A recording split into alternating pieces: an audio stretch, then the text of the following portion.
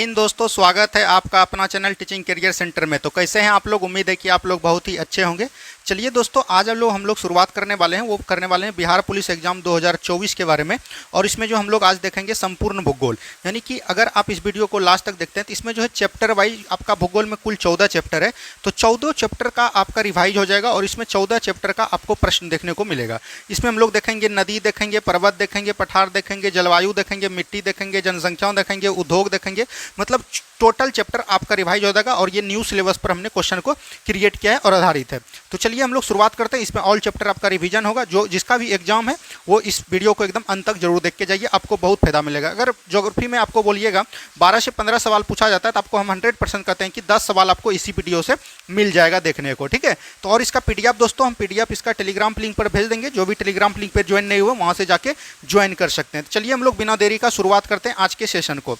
Next question देखिए क्या बोला गया। नेक्स्ट क्वेश्चन यहाँ पर है, भारत का कुल क्षेत्रफल है, यानी कि भारत का कुल क्षेत्रफल कितना है। ये सबसे पहला प्रश्न यही है। तो आपको पता होना चाहिए कि भारत का जो कुल क्षेत्रफल है दोस्तों वो कितना है। तो आपको याद रखना है 32,87,263 वर्ग किलोमीटर। और ये देखिए आपका जो है अभी बार जो दरोगा 1275 हुआ था उसमें ये क्वेश्चन को पूछा गया है, ठीक है। और देखिएगा यहाँ पर से ये तो भारत का हो गया, लेकिन यहाँ ध्यान रहे कि बिहार का कितना है दोस्तों। बिहार को भी आपको पूछ सकता है। तो याद रखिएगा 94,163 किलोमीटर है। तो ये भी चीज़ एकदम आपको ध्यान रखनी है। दोनों क्वेश्चन को एकदम आपको ध्यान रखना है। चलिए बढ़ते हैं हम लोग अगले प्रश्न की तरफ। नेक्स्ट क्वेश्चन को ध्यान से देखिए क्या बोला गया। नेक्स्ट क्वेश्चन है, भारत की आकृति लगभग कैसी है। देखिए जब भारत का आप आकृति विश्व के मतलब विश्व मैप में देखिएगा, मतलब कि बोल सकते हैं कि आपको भारत का आकृति जो देखने को मिलेगा दोस्तों वो मिलेगा चतुष्कोणीय। क्या मिलेगा दोस्तों? चतुष्कोणीय मिलेगा। तो ये भी चीज़ ध्यान रखिएगा। देख सकते हैं कि इस तरह से लेके इस तरह से इस तरह से, तो ये चतुष्कोणीय आकार का आपका भारत का आकृति है। तो यहाँ से ऑप्शन नंबर बी बिल्कुल राइट आंसर आपका हो जाएगा, ठीक है। चलिए बढ़ते हैं हम लोग अगले प्रश्न की तरफ। नेक्स्ट क्वेश्चन को ध्यान से देखिए क्या बोला गया। भारत का उत्तर से दक्षिण में विस्तार कितना है। देखिए ये जो है आपका हो गया भारत दोस्तों, ठीक है। तो ये आपका हो गया पूरब से पश्चिम, ये हो गया आपका उत्तर से दक्षिण। ऊपर वाला नीचे को हम लोग उत्तर कहते हैं और नीचे वाला को दक्षिण बोलते हैं, ठीक है। तो यहाँ पर से हम दक्षिण लिख देते हैं तभी आपको समझ में आएगा। तो इसको हम लोग पूरब बोलते हैं और इधर वाला भाग हो गया पश्चिम और ये वाला भाग हो गया उत्तर। जिसको पता है वो कमेंट करेंगे और जिसको नहीं पता है वो जानने का कोशिश करेंगे। देखिए अगर बात करिएगा पूरब से पश्चिम इसकी लंबाई तो ये दोस्तों 2933 किलोमीटर है। कितना है दोस्तों? 2933 किलोमीटर है। यहीं हम उत्तर और दक्षिण की बात करेंगे दोस्तों। तो उत्तर और दक्षिण कितना है तो याद रखेगा 3214 किलोमीटर है। कितना है दोस्तों? 3214 किलोमीटर हो जाएगा। आपका राइट आंसर यहाँ पर से उत्तर से दक्षिण पूछा था तो ये आपका हो जाएगा ऑप्शन नंबर ए 3214। और हम आपको बता देना चाहते हैं कि जिसका भी बिहार पुलिस एग्जाम 28 तारीख है उसके लिए हम लोग जबरदस्त जो है रिवीजन सीरीज जो स्टार्ट किए थे, रिवीजन सीरीज आपका कल से जो है फिर से हो जाएगा। और इस रिवीजन सीरीज में एकदम इंपॉर्टेंट सब क्वेश्चन 10th और 9th और 11th सभी का क्वेश्चन इसमें दिया जाएगा। हिस्ट्री, पॉलिटी, ज्योग्राफी, साइंस सभी को। तो इस रिवीजन सीरीज को कल से स्टार्ट हो जाएगा। तो एकदम अब कल से जो है रिवीजन सीरीज आपको देखने को मिलेगा।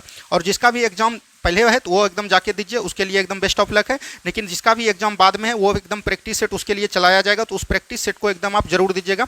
अभी आप जितना भी प्रीवियस ईयर क्वेश्चन करवाए उसको आप देख लीजिए और प्रैक्टिस सेट के बदौलत आपका रिजल्ट होगा। ये चीज़ भी हम आपको बता देना चाहते हैं। चलिए तो ये क्वेश्चन आपका क्लियर हो गया। बढ़ते हैं हम लोग अगले प्रश्न की तरफ। नेक्स्ट क्वेश्चन को ध्यान से देखिए यहाँ पर क्या बोला गया। नेक्स्ट क्वेश्चन को थोड़ा सा छोटा कर लेते हैं, आपको पूरी अच्छे तरीके से पता चल जाएगा।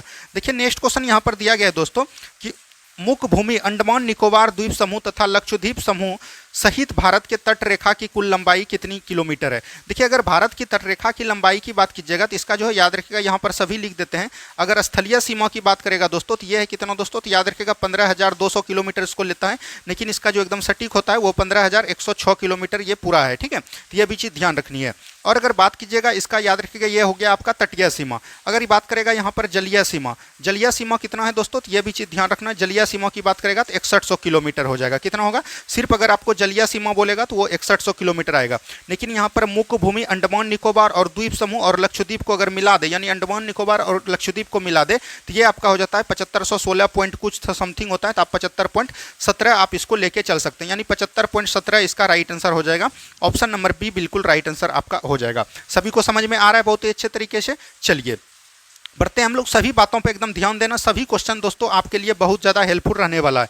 नेक्स्ट क्वेश्चन देखिए क्या बोला गया यहाँ पर, भारत का अक्षांशीय विस्तार कितना है। देखिए भारत का अगर अक्षांशीय विस्तार बोलेगा दोस्तों, भारत का ये जो अक्षांशीय विस्तार होता है ये होता है 23.5 डिग्री अक्षांश, 23.5 डिग्री देशांतर, ये भी चीज़ ध्यान रखिएगा, ये अक्षांश रेखा इसको बोलते हैं। और ये याद रखिएगा ये जो होता है 8 डिग्री 4 मिनट उत्तरी अक्षांश से 37 डिग्री 6 मिनट उत्तरी अक्षांश तक होता है। तो यही हो जाएगा ऑप्शन नंबर ए।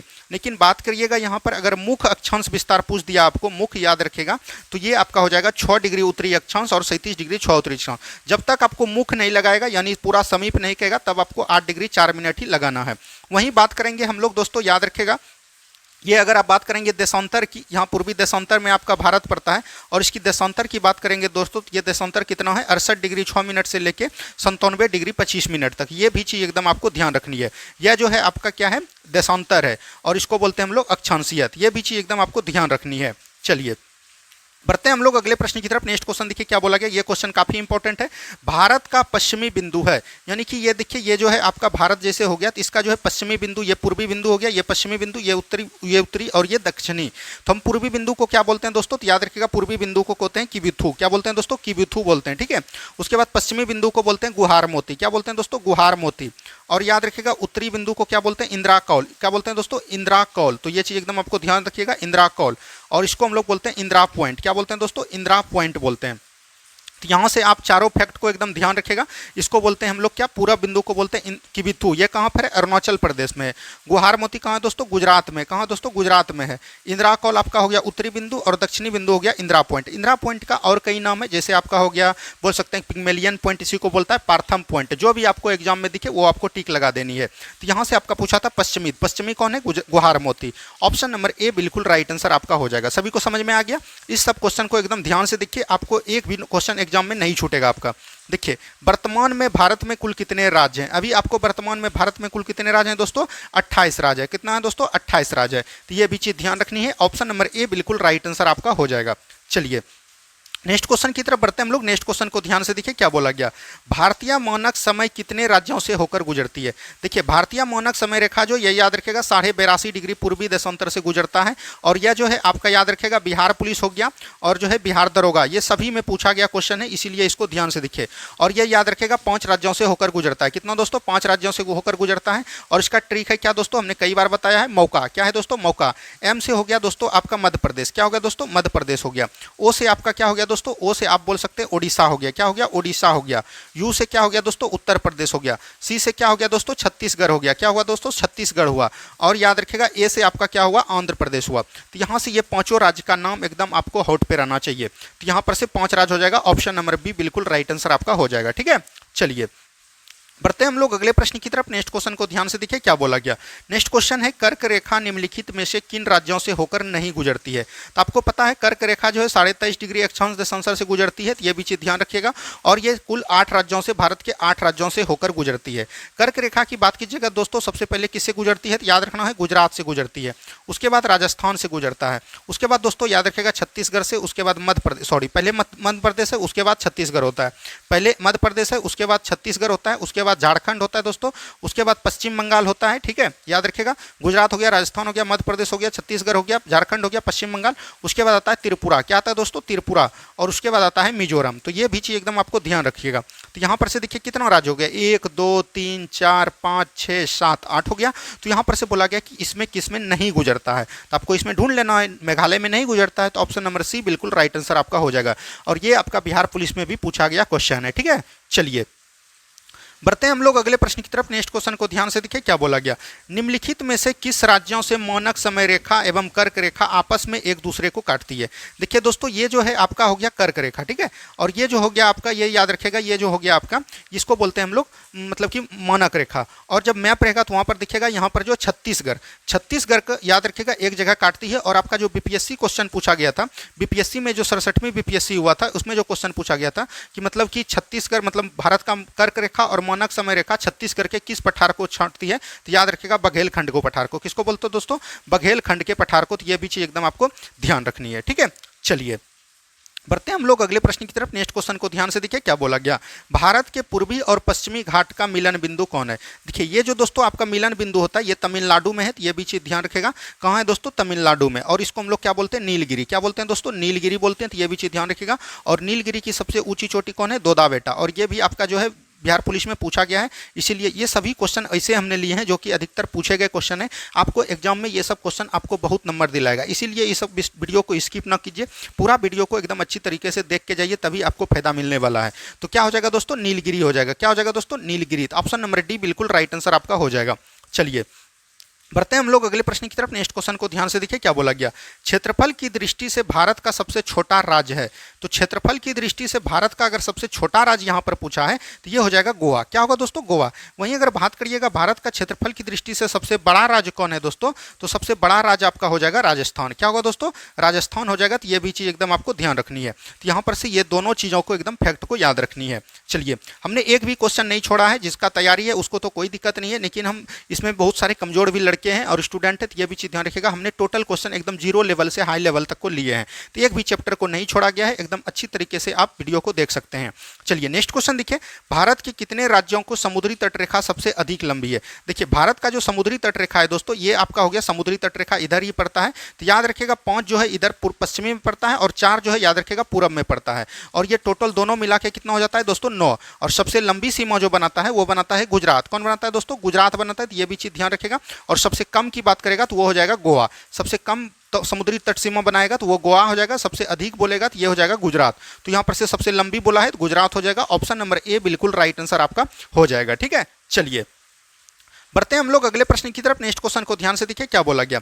पाक जल संधि है, यानी पाक जल संधि किसके बीच है, तो ये चीज बोला गया। देखिए पाक जल संधि दोस्तों ये हो जाएगा भारत एवं श्रीलंका के बीच। किसके बीच होगा, भारत एवं श्रीलंका के बीच हो जाएगा पाक जल संधि। और यहाँ पर भारत एवं पाकिस्तान है, इस दोनों के बीच कौन है दोस्तों, रेड क्लिप रेखा। कौन है दोस्तों, रेड क्लिप रेखा है, तो ये भी चीज ध्यान रखनी है। और ये आपका जो है याद रखिएगा पूछा हुआ क्वेश्चन है। भारत और चीन के बीच कौन है दोस्तों, तो याद रखिएगा मैकमोहन रेखा। कौन है दोस्तों, मैकमोहन रेखा है, तो यह भी चीज एकदम ध्यान रखिएगा। देखिए यह जो है इंडिया और पाकिस्तान को अलग करता है रेड क्लिप रेखा, और याद रखिएगा इसको एक अध्यारोपित रेखा भी बोलते हैं। और ये आपका बिहार पुलिस पूछा गया है, ठीक है, अध्यारोपित रेखा इसको बोला जाता है, तो ये भी चीज ध्यान रखिएगा। और ये दोस्तों कब खींचा गया है, याद रखिएगा 17 अगस्त 1947 को ये खींचा गया है, तो यह भी चीज एकदम आपको ध्यान रखिएगा। और भारत और चीन जो याद रखिएगा 1914 में ये खींचा गया है। तो यहाँ से ये सारे फैक्ट को एकदम आपको ध्यान रखते हुए चलना है। चलिए बढ़ते हैं हम लोग अगले प्रश्न की तरफ। नेक्स्ट क्वेश्चन को ध्यान से देखिए क्या बोला गया। 8 डिग्री चैनल निम्नलिखित में से किसके बीच है। तो अब देखिए यहाँ पर से चैनल से कई सारे प्रश्न पूछे जाते हैं कि 8 डिग्री चैनल किसके बीच है, 10 डिग्री चैनल किसके बीच है, 9 डिग्री चैनल किसके बीच है। तो यहाँ से टोटल क्वेश्चन को हम लोग आज क्लियर कर लेते हैं कि कहाँ से मतलब कौन डिग्री चैनल गुजरता है। तो देखिए अब जो थोड़ा सा क्वेश्चन को दोस्तों हम लोग ऊपर करते हैं और टोटल समझने का प्रयास करते हैं। देखिए यहाँ पर 8 डिग्री चैनल अगर आपको पूछेगा तो 8 डिग्री चैनल दोस्तों मालदीव और मिनिकॉय के बीच है। इसको जो है आप लोग स्क्रीन ले लीजिएगा, मालदीव एंड मिनिकॉय के बीच है, तो ये भी चीज एकदम आपको रखेगा। उसके बाद जो आपका आता है 9 डिग्री चैनल। 9 डिग्री चैनल याद रखेगा ये जो है मिनिकॉय को लक्षद्वीप से अलग करता है। किसको दोस्तों, मिनिकॉय एंड लक्षद्वीप के बीच है, तो ये भी चीज एकदम आपको ध्यान रखनी है। उसके बाद आपका आता है दोस्तों 10 डिग्री चैनल। 10 डिग्री चैनल याद रखेगा अंडमान और निकोबार को अलग करता है। किसको दोस्तों, अंडमान और निकोबार के बीच है, तो ये भी चीज एकदम आपको ध्यान रखनी है। उसके बाद आपका दोस्तों आता है 11 डिग्री चैनल। 11 डिग्री चैनल की बात कीजिएगा तो यह याद रखेगा लक्षद्वीप के कन्ना मोरे को मतलब कि कन्ना मोरे द्वीप को बोल सकते हैं कि कन्ना मोरे द्वीप को अमीनी द्वीप से अलग करता है, तो ये भी चीज एकदम आपको ध्यान रखेगा। तो यहाँ से ये सारे फैक्ट को एकदम आपको ध्यान रखनी है, ठीक है। यहाँ से एक भी क्वेश्चन आपको नहीं छूटना चाहिए। एक 16 डिग्री चैनल भी है, तो ये भी चीज ध्यान रखेगा। यह जो है उत्तरी सह्याद्री को दक्षिणी सह्याद्री से अलग करता है, तो यह भी चीज एकदम आपको ध्यान रखनी है, ठीक है। तो यहाँ से टोटल चीज हमने आपको बताने का प्रयास किया। अब आपका ये क्वेश्चन आराम से बन जाएगा और इससे एक क्वेश्चन आपके एग्जाम में बहुत ज्यादा रहेगा। 8 डिग्री चैनल निम्नलिखित में से किसके बीच है, तो ये मालदीव और मिनिकॉय के बीच है। ऑप्शन नंबर ए बिल्कुल राइट आंसर आपका हो जाएगा, ठीक है। चलिए बढ़ते हैं हम लोग अगले प्रश्न की तरफ। नेक्स्ट क्वेश्चन को ध्यान से देखिए क्या बोला गया। 6 डिग्री चैनल निम्नलिखित में से किसके बीच है। तो 6 डिग्री चैनल अभी तुरंत हमने आपको नहीं बताया, ये याद रखेगा ग्रेट निकोबार और सुमात्रा के बीच है। ग्रेट निकोबार और सुमात्रा के बीच है, तो ये भी चीज एकदम आपको ध्यान रखनी है। चलिए नेक्स्ट क्वेश्चन की तरफ बढ़ते हैं हम लोग। नेक्स्ट क्वेश्चन को ध्यान से देखिए क्या बोला गया। नेक्स्ट क्वेश्चन यहाँ पर है कोको जल संधि किसके बीच अवस्थित है। तो कोको जल संधि याद रखिएगा ये भारत और म्यांमार के बीच है। किसके दोस्तों, भारत और म्यांमार के बीच है, तो ये भी चीज एकदम आपको ध्यान रखनी है। तो भारत और म्यांमार, यहाँ भारत का हो जाएगा कौन, अंडमान निकोबार, और म्यांमार हो जाएगा। ऑप्शन नंबर बी बिल्कुल राइट आंसर आपका हो जाएगा, ठीक है। एक है दोस्तों न्यू मोरे द्वीप, तो ये भी चीज ध्यान रखिएगा। न्यू मोरे द्वीप जो है भारत और बांग्लादेश के बीच है, तो ये भी चीज एकदम आपको ध्यान रखनी है, ठीक है। भारत और बांग्लादेश के बीच है। चलिए बढ़ते हैं हम लोग अगले प्रश्न की तरफ। नेक्स्ट क्वेश्चन देखिए क्या बोला गया। नेक्स्ट क्वेश्चन है, भारत का बांग्लादेश के साथ कितना किलोमीटर सीमा साझा करता है। तो आपको पता है कि भारत के पड़ोसी देश कितने हैं दोस्तों, तो याद रखेगा 7 है। कितना है दोस्तों, 7 है। तो यहाँ पर से थोड़ा सा क्वेश्चन को ऊपर करते हैं और समझने का आप लोग प्रयास कीजिएगा। 7 है दोस्तों। सबसे पहला कौन होता है दोस्तों, याद रखेगा, इसको आते हैं बांग्लादेश। कौन आते हैं दोस्तों, बांग्लादेश आते हैं। तो ये भी चीज ध्यान रखेगा, बांग्लादेश की सीमा भारत देश के साथ कितना लगता है, 4096 किलोमीटर लगता है। कितना लगता है दोस्तों, 4096 किलोमीटर। उसके बाद जो दूसरा लगता है दोस्तों, याद रखेगा, चीन का लगता है। किसका लगता है दोस्तों, चीन का लगता है। चीन का बोल सकते हैं कि 3488 किलोमीटर ये सीमा साझा करता है। उसके बाद याद रखिएगा, तीसरा जो करता है ये पाकिस्तान के साथ करता है। पाकिस्तान के साथ बोल सकते हैं कि 3323 किलोमीटर का सीमा साझा करता है। उसके बाद चौथा की बात कीजिएगा तो ये चौथा आपका जो हो जाएगा दोस्तों, ये नेपाल हो जाएगा। क्या हो जाएगा दोस्तों, नेपाल हो जाएगा। ठीक है। और नेपाल की बात कीजिएगा तो ये 1751 किलोमीटर की साझा करता है। उसके बाद छठा की बात कीजिएगा, छठा आपका म्यांमार हो जाएगा। क्या हो जाएगा दोस्तों, सॉरी, पचमा हो जाएगा आपका म्यांमार। म्यांमार याद रखिएगा 1643 किलोमीटर का साझा करता है। उसके बाद याद रखिएगा छठा आपका हो जाएगा भूटान। क्या हो जाएगा दोस्तों, भूटान। भूटान की बात करिएगा 699 किलोमीटर का सीमा साझा करता है। उसके बाद याद रखिएगा लास्ट जो आपका सातवां और सबसे कम जो साझा करता है वो है अफगानिस्तान, और अफगानिस्तान मात्र 106 किलोमीटर साझा करता है। इसको तुरंत एकदम आप एक पेज में लिख लीजिए और एग्जाम के टाइम में ये आपको बहुत कम देगा और इससे एक क्वेश्चन एकदम आपको जरूर देखने को मिलेगा। ले लिया होगा आपने। चलिए अब ये क्वेश्चन को हम लोग देखते हैं यहाँ पर क्या बोला गया। यहाँ पर क्वेश्चन बोला गया, भारत का बांग्लादेश के साथ कितना किलोमीटर सीमा लगता है। तो याद रखिएगा 4096 किलोमीटर। कितना लगता है दोस्तों, 4096 किलोमीटर लगता है। तो ये भी चीज़ एकदम आपको ध्यान रखनी है। चलिए नेक्स्ट क्वेश्चन की तरफ बढ़ते हैं। नेक्स्ट क्वेश्चन देखिए क्या बोला गया। निम्नलिखित में से कौन कौन राज्य है जिनका सीमा पाकिस्तान के साथ लगता है। देखिए पाकिस्तान जो है याद रखिएगा, ये भारत के जो यहाँ पर है, पाकिस्तान का सीमा जो याद रखिएगा ये दोस्तों 3 राज्यों से लगता है। जैसे आपका हो गया पंजाब, गुजरात, राजस्थान। और अगर केंद्र शासित प्रदेश की बात करेगा तो मात्र एक केंद्र शासित प्रदेश कौन है दोस्तों, तो याद रखिएगा एक जम्मू कश्मीर और एक लद्दाख से लगता है। तो ये भी चीज़ एकदम आपको ध्यान देनी है। ठीक है। चलिए नेक्स्ट क्वेश्चन की तरफ बढ़ते हैं हम लोग। नेक्स्ट क्वेश्चन देखिए क्या बोला गया। नेक्स्ट क्वेश्चन है, बांग्लादेश के साथ भारत का कितने राज्यों की सीमा स्पर्श होता है। बांग्लादेश भारत से कितना देश, अभी तुरंत हमने बताया 4096 किलोमीटर का साझा करता है। तो इसमें पूछा जा रहा है आपको कि कौन कौन सा राज्य इसमें सीमा साझा करता है। तो याद रखिएगा बांग्लादेश के साथ जो है कुल ये 5 राज्य जो है सीमा साझा करता है। जैसे आपका सबसे पहले हो गया दोस्तों मिजोरम। क्या हो गया दोस्तों, मिजोरम हो गया। उसके बाद आप लग सकते हैं कि मेघालय हो जाएगा। क्या होगा दोस्तों, मेघालय भी करता है। उसके बाद आपका असम भी करता है। कौन करता है दोस्तों, असम भी करता है। उसके बाद याद रखिएगा त्रिपुरा जो है तीनों ओर से घिरा रहता है। तो ये भी चीज़ ध्यान रखिएगा, त्रिपुरा भी हो जाएगा। उसके बाद सबसे पश्चिम बंगाल हो जाएगा। क्या हो जाएगा दोस्तों, वेस्ट बंगाल बोल सकते हैं कि वेस्ट बंगाल। तो यही जो है आपका 6 राज्य है। तो ये जो सीमा साझा करता है 1 2 3 4 5, तो 5 हो जाएगा बिल्कुल राइट आंसर। इसको याद करने का ट्रिक हमने बताया था आपको, MAMTA, ममता बनर्जी। आपको याद है कि बांग्लादेश मतलब समझेंगे बंगाल। बंगाल की मुख्यमंत्री कौन है, तो ममता बनर्जी। तो बनर्जी यहाँ पर से लिख लेंगे, ममता बनर्जी। तो मेघालय हो गया, असम हो गया, मिजोरम हो गया, त्रिपुरा हो गया, फिर से असम, क्योंकि असम 2 बार सीमा साझा करता है इसीलिए 2 बार असम है। उसके बाद बनर्जी से हम लोग याद रखेंगे कि कलकत्ता, पश्चिम बंगाल। तो आपका इस तरह से याद हो जाएगा ऑप्शन नंबर बी। ठीक है। चलिए बढ़ते हैं हम लोग अगले प्रश्न की तरफ। नेक्स्ट क्वेश्चन को ध्यान से देखिए क्या बोला गया। भारत का प्रादेशिक जल सीमा की लंबाई कितनी है। देखिए भारत के अगर प्रादेशिक जल सीमा की लंबाई की बात करिएगा तो ये जो है याद रखिएगा कुल 12 समुद्री मील है। कितना दोस्तों, 12 समुद्री मील है। तो ये भी चीज़ एकदम आपको ध्यान रखनी है, ऑप्शन नंबर बी। वहीं अगर संलग्न क्षेत्र मंडल की बात करेगा, संलग्न क्षेत्र मंडल की बात करेगा तो वो दोस्तों कितना है, तो याद रखिएगा 24 समुद्री मील है। कितना है दोस्तों, 24 समुद्री मील है। तो यहाँ से दोनों चीज़ एकदम आपको ध्यान रखिएगा। ये आपका क्वेश्चन बिहार पुलिस पूछ चुका है, हो सकता है कि इस बार ये क्वेश्चन आपको देखने को मिले एग्जाम में। चलिए नेक्स्ट क्वेश्चन की तरफ बढ़ते हैं हम लोग। नेक्स्ट क्वेश्चन देखिए क्या बोला गया। क्षेत्रफल के आधार पर विश्व का भारत में कौन सा स्थान है। तो क्षेत्रफल के आधार पर विश्व में भारत का स्थान 7वां है। क्या है दोस्तों, 7वां है। तो ये भी चीज एकदम आपको ध्यान रखिएगा। चलिए नेक्स्ट क्वेश्चन की तरफ बढ़िए। नेक्स्ट क्वेश्चन को ध्यान से देखिए क्या बोला गया। ये क्वेश्चन काफी इंपॉर्टेंट है, इसको ध्यान से देखिए क्या बोला गया। निम्नलिखित कथनों में से कौन भारत के बारे में सही है, और सही उत्तर का चयन कर अधोलिखित कूट का प्रयोग कीजिए। चलिए ये जो है आपको हम 9th NCERT से लिए हैं क्वेश्चन, ये भी बता देते हैं आपको। देखिए भारत जो है विश्व का 5वां बड़ा देश है। नहीं दोस्तों, 5वां बड़ा देश कौन है, तो याद रखिएगा ब्राजील 5वां बड़ा देश जनसंख्या के आधार पर भी है और क्षेत्रफल के आधार पर। भारत आपका 7वां है, अभी तुरंत हमने देखे हैं। चलिए यह स्थल मंडल के कुल क्षेत्रफल का लगभग 2.4% भाग अधिकृत किए हुए, तो ये बिल्कुल ठीक है। 2.4 भाग आपका जो भारत है ये जो है 2.4% ही भाग अधिकृत किए हैं। तो ये बीच ध्यान रखिएगा। समूचा भारत उष्ण कटिबंधीय में नहीं, ये आपका गलत हो गया। समूचा भारत जो है याद रखिएगा उष्ण कटिबंधीय में नहीं है, उष्ण कटिबंधीय के साथ साथ शीतोष्ण कटिबंधीय भी है। तो ये आपका गलत हो गया।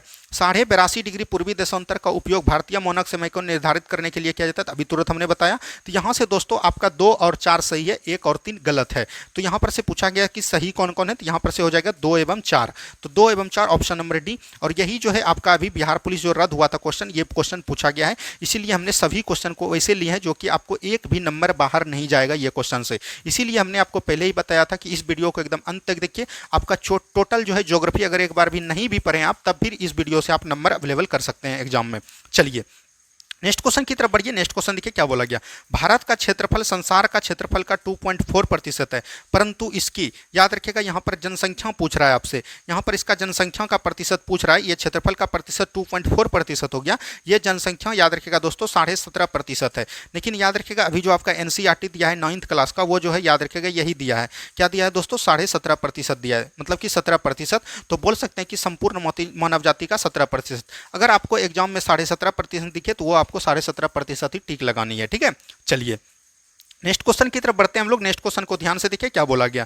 नेक्स्ट क्वेश्चन यहाँ पर है, हिमालय के निर्माण में कौन सा सिद्धांत सर्वमान्य है। देखिए हिमालय का जो निर्माण हुआ है, ये याद रखिएगा मतलब कि 33 सागर के भूसंगति से हुआ है। और इसका जो याद रखिएगा मतलब कि सर्वप्रथम सर्वमान्य जो माना गया सिद्धांत, वो कौन है दोस्तों, प्लेट विवर्तनिकी सिद्धांत। किसने दिया था दोस्तों, प्लेट विवर्तनिकी सिद्धांत, ये भी चीज ध्यान रखिएगा। चलिए नेक्स्ट क्वेश्चन की तरफ बढ़ते हैं हम लोग। नेक्स्ट क्वेश्चन को ध्यान से देखिए क्या बोला गया। नेक्स्ट क्वेश्चन यहाँ पर है, भारत का रूढ़ प्रदेश निम्न में से किसे कहा जाता है। तो भारत का दोस्तों रूढ़ प्रदेश किसे कहा जाता है, तो याद रखिएगा छोटा नागपुर के पठार को भारत का रूढ़ प्रदेश कहा जाता है। और अगर विश्व की रूढ़ प्रदेश की बात कीजिएगा, विश्व में रूढ़ प्रदेश कौन है, तो ये आपको याद रखना है जर्मनी। कौन है दोस्तों, जर्मनी है। तो यहाँ से दोनों फैक्ट को एकदम आपको ध्यान देते हुए चलना है। अभी इसके बाद दोस्तों आपका चैप्टर आएगा नदी, जो कि काफी इंपॉर्टेंट है। अगर आपका बिहार पुलिस में अगर ज्योग्राफी से 15 क्वेश्चन पूछा जाता है, तो हम दावे के साथ कह सकते हैं कि 7 सवाल जो है उसी चैप्टर से रहता है। तो उस चैप्टर को एकदम आपको देख के ही जाना है, ठीक है। चलिए नेक्स्ट क्वेश्चन की तरफ बढ़िए। नेक्स्ट क्वेश्चन देखिए क्या बोला गया। नेक्स्ट क्वेश्चन यहाँ पर है, चट्टानों के विकास को कल्पनानुसार व्यवस्थित कीजिए। यहाँ पर चट्टान याद रखिएगा, इसका ट्रिक है ADKV। क्या है दोस्तों, ADKV, यानी कि आर्कियन क्रम का चट्टान, धारवार क्रम का चट्टान, कुडप्पा क्रम का चट्टान और बिंद क्रम का चट्टान। तो इसको याद रखिएगा ADKV, ठीक है। तो यहाँ पर से बोल सकते हैं सबसे पहले कौन आएगा, आर्कियन, तो ये 3 हो जाएगा। उसके बाद डी कौन आएगा दोस्तों, तो याद रखिएगा धारवार हो जाएगा 4। उसके बाद आएगा कुडप्पा 1 हो जाएगा। उसके बाद याद रखिएगा बिंद आएगा लास्ट में, तो ये हो जाएगा 2। तो यहाँ पर से हो जाएगा 3 4 1 2, 3 4 1 2 ऑप्शन नंबर में ए में है, ये बिल्कुल राइट आंसर हो जाएगा। अब यहाँ से आपसे पूछा जाएगा सबसे प्राचीन चट्टान कौन है दोस्तों, तो याद रखिएगा सबसे पुराना चट्टान है आर्कियन क्रम का चट्टान। वही सबसे अगर नई की बात करेगा तो याद रखिएगा गोंडवाना क्रम का चट्टान है। क्या है दोस्तों, गोंडवाना क्रम का चट्टान है। और इसमें याद रखिएगा कोयला का उत्पादन होता है। धारवार क्रम के चट्टान में खनिज अयस्क का प्रयोग सबसे ज्यादा देखने को मिलता है, ठीक है। चलिए नेक्स्ट क्वेश्चन की तरफ बढ़िए। नेक्स्ट क्वेश्चन देखिए क्या बोला गया। हिमालय की उत्पत्ति किस भूसन्नति से हुई है। हिमालय की उत्पत्ति हमने अभी तुरंत बताया, प्लेट विवर्तन के सिद्धांत पर हुआ है। और इसका याद रखिएगा 33 सागर के भूसंगठित से हुआ है। तो ऑप्शन नंबर ए बिल्कुल राइट आंसर आपका हो जाएगा। क्या होगा दोस्तों, ऑप्शन नंबर ए बिल्कुल राइट आंसर आपका हो जाएगा। चलिए बढ़ते हैं हम लोग अगले प्रश्न की तरफ। नेक्स्ट क्वेश्चन देखिए क्या बोला गया। भारतीय महाद्वीप मूलतः एक विशाल भूखंड का भाग है जिसे कहते हैं। देखिए भारतीय उपमहाद्वीप जो मूलतः एक विशाल भूखंड का भाग है, इसको हम लोग बोलते हैं गोंडवाना लैंड। क्या बोलते हैं दोस्तों, गोंडवाना लैंड बोलते हैं। तो ऑप्शन नंबर डी बिल्कुल राइट आंसर आपका हो जाएगा, ठीक है। चलिए नेक्स्ट क्वेश्चन देखिए क्या बोला गया। नेक्स्ट क्वेश्चन यहाँ पर दिया गया, प्रादेशिक विभाजन का संकल्पना किसने प्रस्तुत किया। यानी कि प्रादेशिक विभाजन का संकल्पना जो है किसने प्रस्तुत किया। तो याद रखिएगा इसमें जो प्रादेशिक विभाजन जो किया, हिमालय को 4 भागों में बांटा। और ये किसने बांटा दोस्तों, याद रखिएगा सर सिडनी बुर्रार्ड ने। किसने दोस्तों, इसका पूरा नाम है सर सिडनी बुर्रार्ड। तो ये भी चीज एकदम आपको ध्यान रखनी है। ऑप्शन नंबर ए बिल्कुल राइट आंसर आपका हो जाएगा।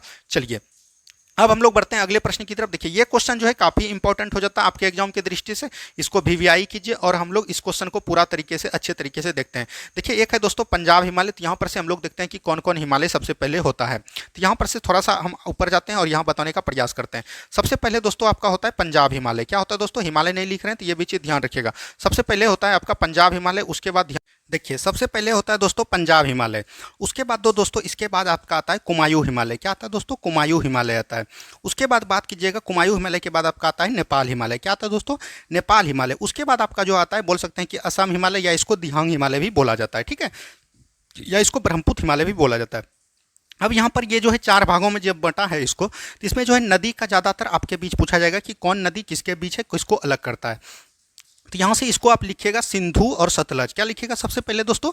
सिंधु और सतलज। जब भी एग्जाम में आए तो इस तरह से आपको लिख लेना है, सिंधु सतलज। उसके बाद लिखना है आपको काली। क्या लिखना है दोस्तों? काली। उसके बाद लिखना है आपको तीस्ता। क्या लिखना है दोस्तों? तीस्ता लिखना। उसके बाद लिखना है दिहांग, या तो ब्रह्मपुत्र, दोनों है, तो ये बीच ध्यान रखिएगा।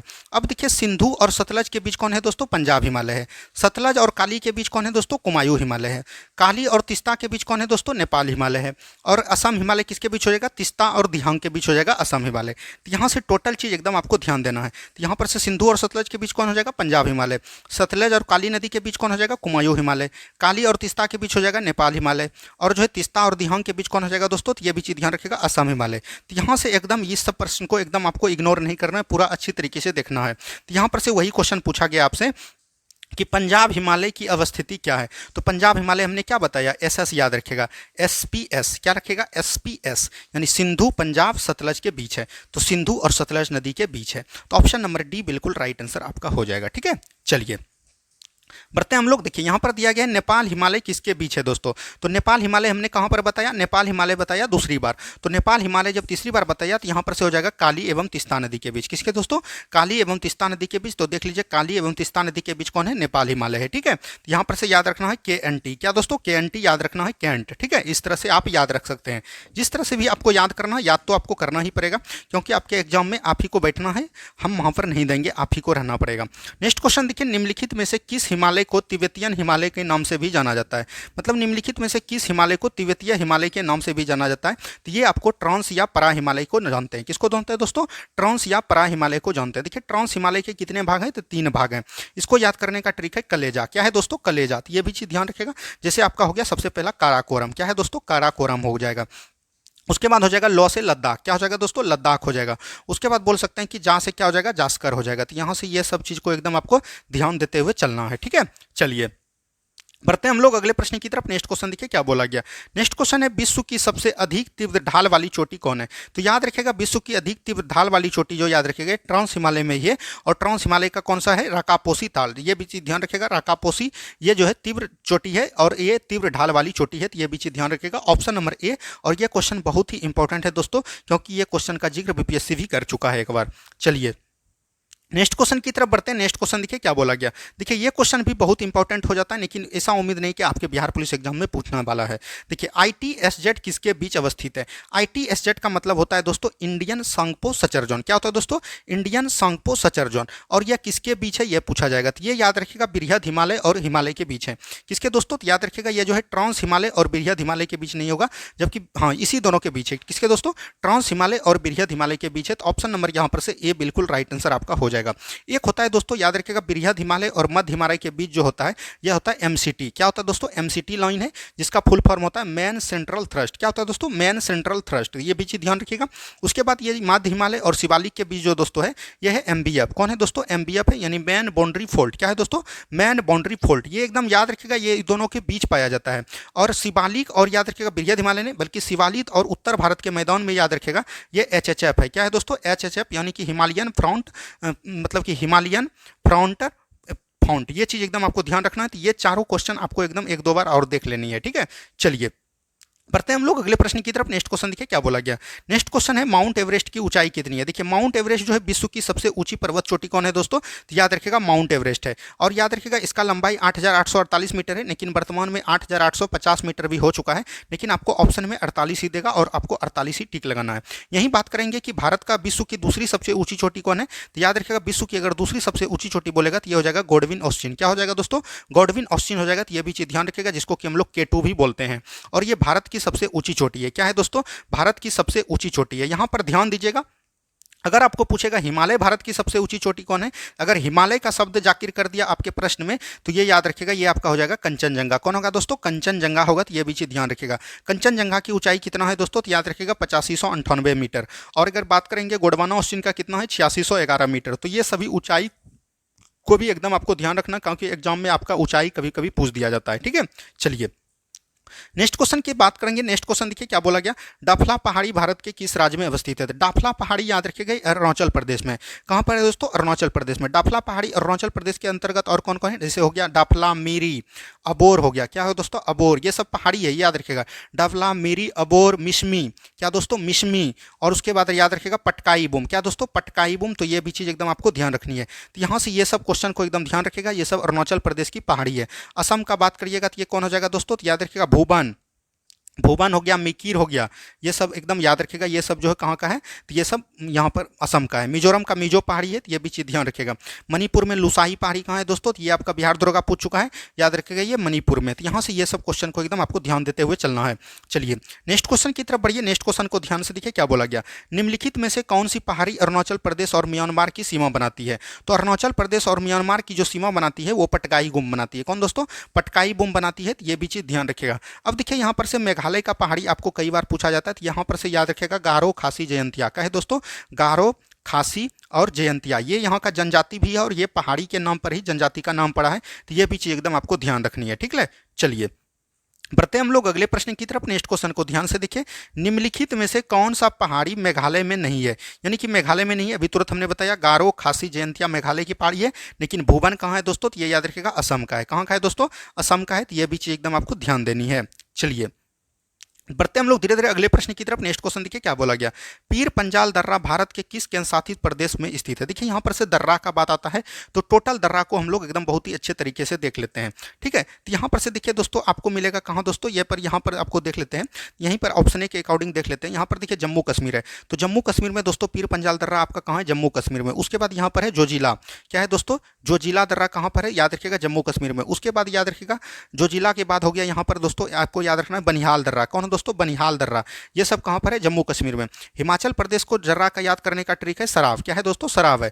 जैसे बोल सकते हैं कि छिपकिला दर्रा, रोहतांग दर्रा और बारालाचा दर्रा, ये आपका हो जाएगा हिमाचल प्रदेश। उत्तराखंड का याद रखिएगा यहाँ पर क्या है दोस्तों, माना है, नीति है, लिपुलेख है, ठीक है, लिपुलेख है, और याद रखिएगा मुरिंगला है, क्या है दोस्तों, मुरिंगला है, और याद रखिएगा यहाँ पर किंगरी विंगरी है, क्या है दोस्तों, किंगरी विंगरी। तो यहाँ पर से ये सभी दर्रा को एकदम ध्यान रखनी है। लद्दाख में भी आपको बहुत सारा दर्रा है, तो ये भी चीज़ ध्यान रखिएगा, जैसे मुरका घाटी हो गया, सुरू घाटी हो गया, गलवान घाटी, ये सब जो है लद्दाख में है। इसके अलावा और आपको ध्यान रखना है, दो चार पूछा जाता है तो उसको भी हम लोग बहुत ही अच्छे तरीके से देख लेते हैं। इसके अलावा याद आपको पूछा जाएगा दोस्तों कहाँ पर, मणिपुर में।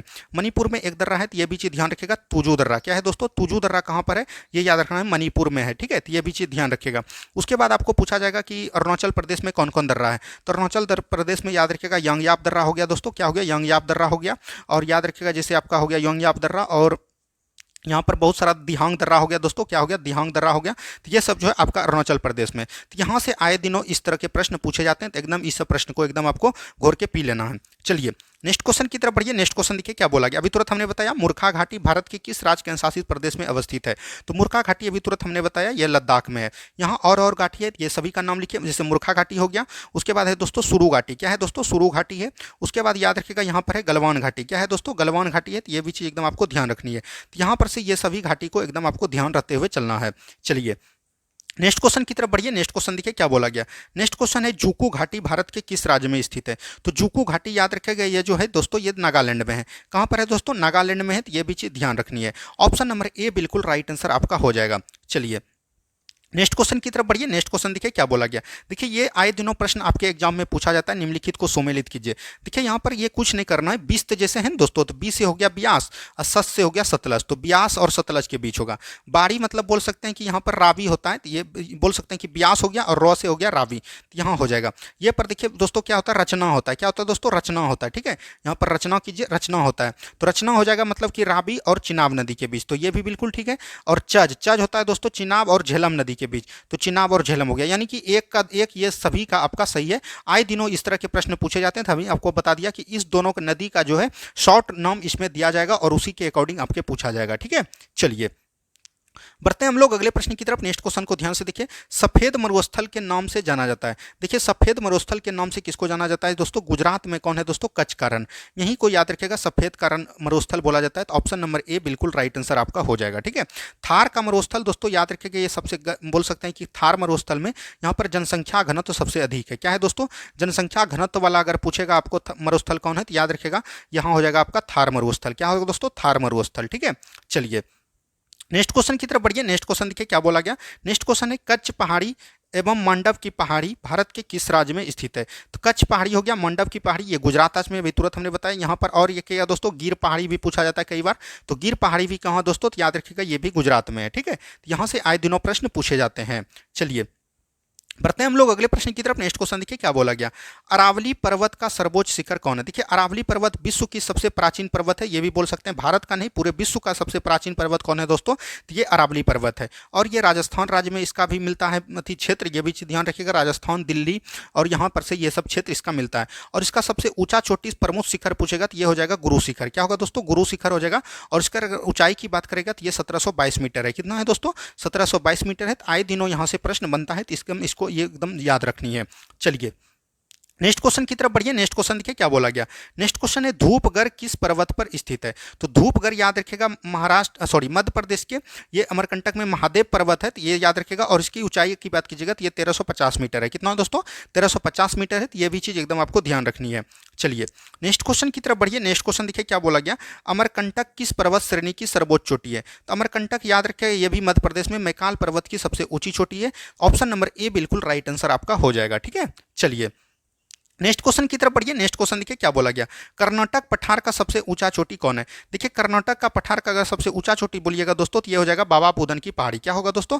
बाबा बुदन की पहाड़ी यहाँ पर से सबसे ऊंची चोटी है। तो ये भी चीज ध्यान रखिएगा। और कर्नाटक में याद रखिएगा कॉफी का सबसे ज्यादा उत्पादक भी होता है, तो ये भी चीज ध्यान देनी है। ठीक है।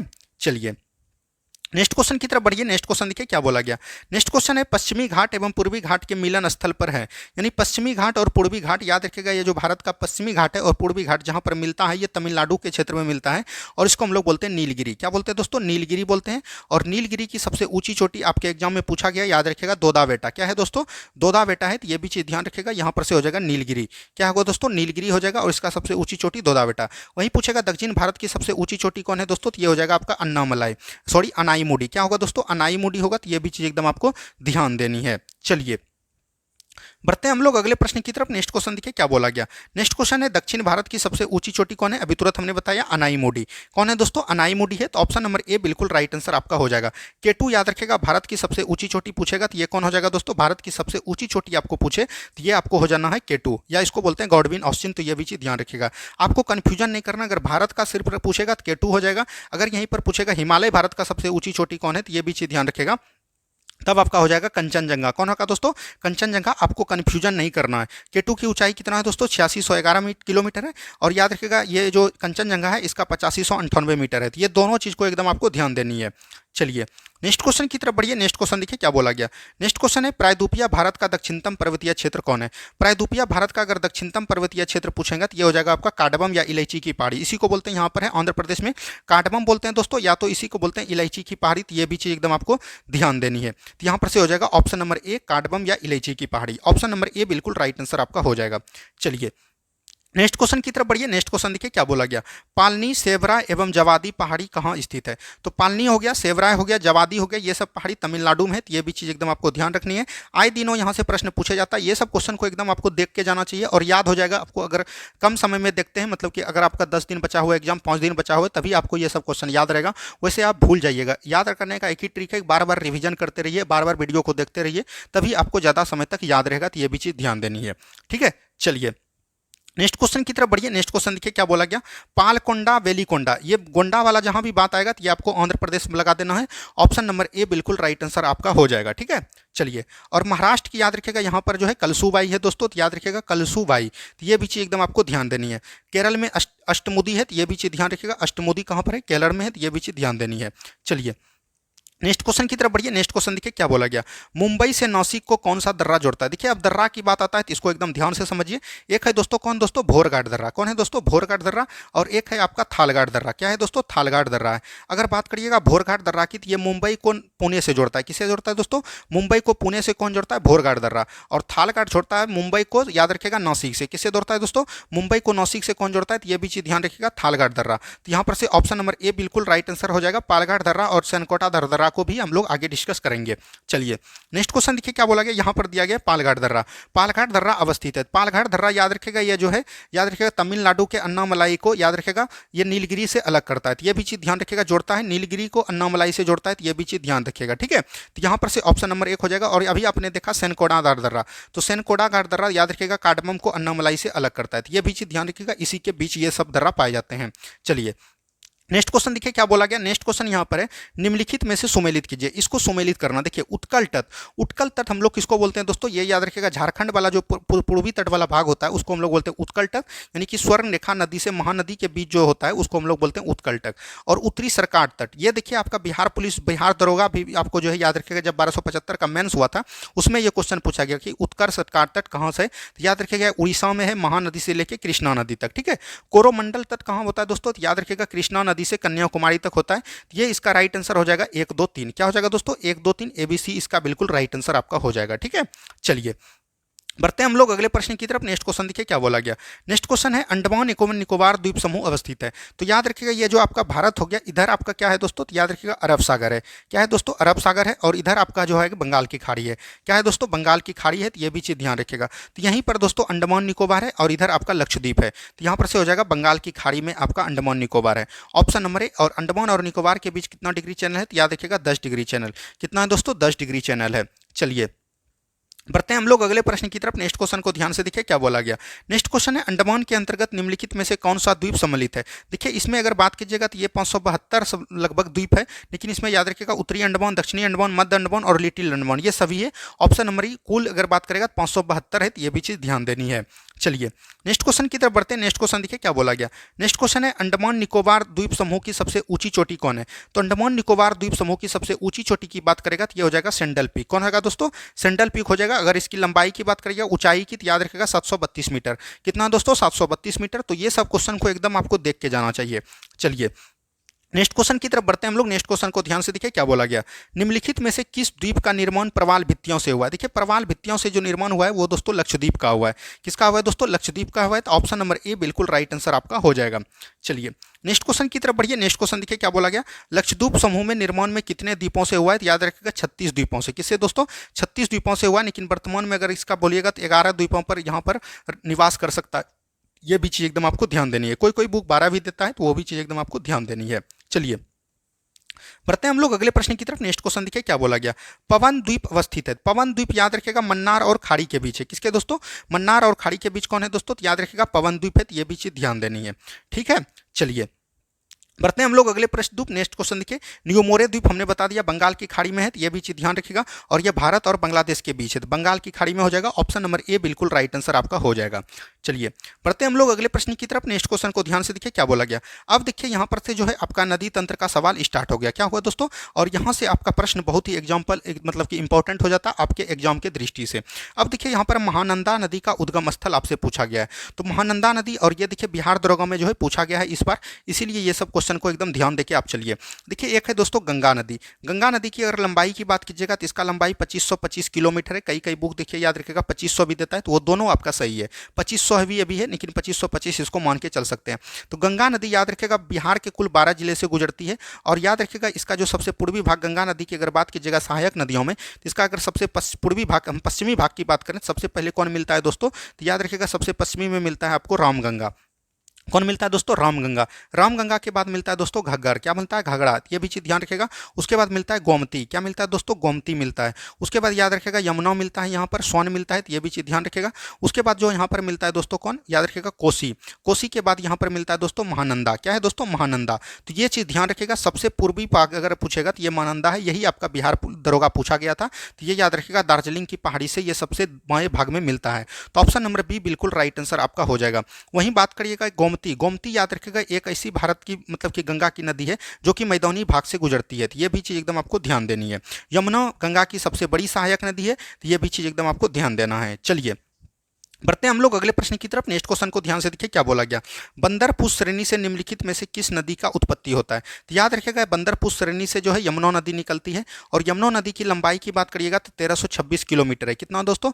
1326 किलोमीटर है, और ये याद रखिएगा गंगा के समीप मिल जाती है प्रयागराज में। और ये आपको ध्यान देना है, ये जो है यमुना की सहायक नदी है, और यमुना की अगर सहायक नदी की बात करिएगा तो ये कौन हो जाएगा दोस्तों? याद रखिएगा चंबल हो गया, चंबल हो गया दोस्तों, याद रखिएगा बेतवा हो गया, ठीक है, चंबल, बेतवा, सैन, ये सब जो है याद रखिएगा यमुना की सहायक नदी है।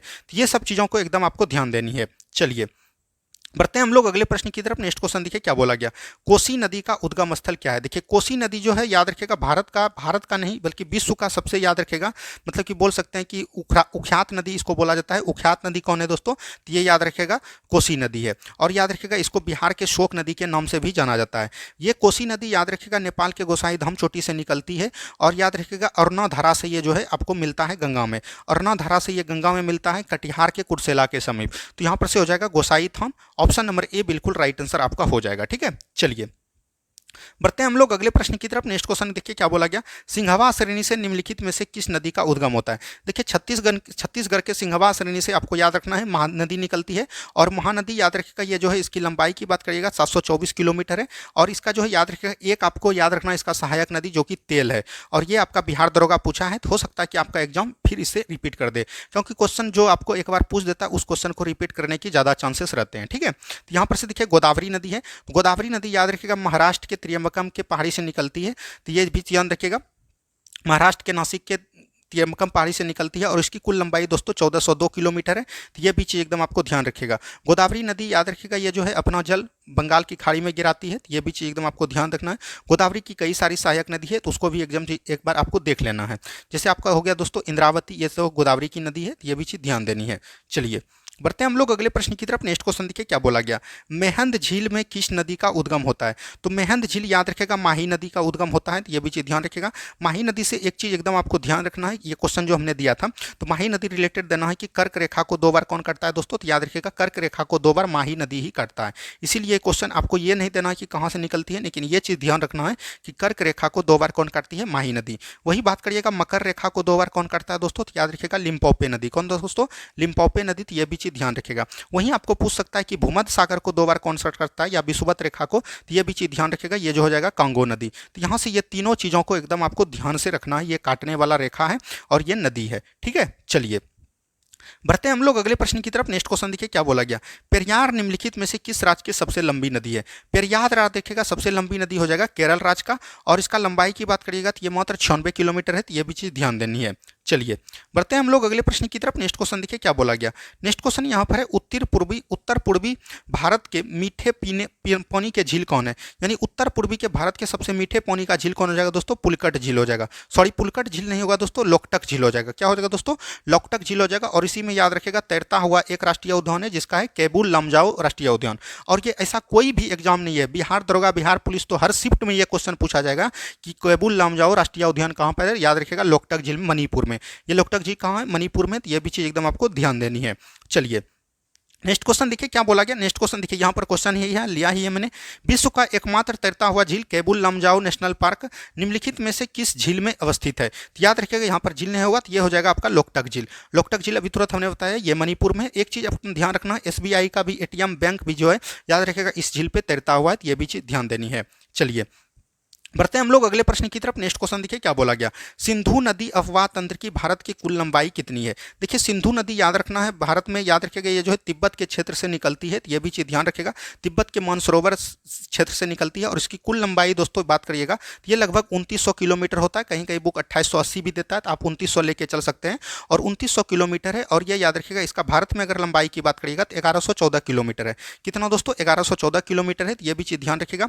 और इसका सहायक नदी बहुत सारा है, लेकिन याद रखिएगा इसमें जो है एक लद्दाख राज्य से ही गुजरती है। लद्दाख केंद्र शासित राज्य से ही भारत में ये सिंधु नदी गुजरती है। लेकिन याद रखिएगा ये जो है पाकिस्तान को बहुत प्रभावित करती है। किसको दोस्तों? पाकिस्तान को बहुत प्रभावित करता है, तो ये भी चीज़ ध्यान रखना है। याद रखिएगा सिंधु नदी को लेके याद रखिएगा मतलब कि पानी का मतलब कि समझौता हुआ था, तो ये याद रखिएगा कब हुआ था? 1960 में हुआ था। कब हुआ था दोस्तों? 1960 में हुआ था, तो ये भी चीज़ ध्यान रखिएगा, जिसमें सिंधु नदी का सहायक नदी दोस्तों रावी, ब्यास और सतलज। क्या दोस्तों? रावी, ब्यास और सतलज याद रखेगा। ये इसका जल जो है भारत 80% प्रयोग करेगा, ये भी चीज़ ध्यान रखेगा। उसी में जो याद रखेगा चिनाब हो गया, सिंधु हो गया, और जो आपका हो गया एक इसमें और बच जाता है झेलम। इसका जो याद रखेगा ये पाकिस्तान करेगा। पाकिस्तान इस नदी का 80% जल का प्रयोग करता है, वहीं भारत की बात करिएगा तो ये 20% प्रयोग करता है। तो यहाँ से हो जाएगा 1114 किलोमीटर, ये भारत में कुल लंबाई इसकी है। ठीक है, चलिए बढ़ते हैं हम लोग अगले प्रश्न की तरफ। नेक्स्ट क्वेश्चन को ध्यान से देखिए क्या बोला गया।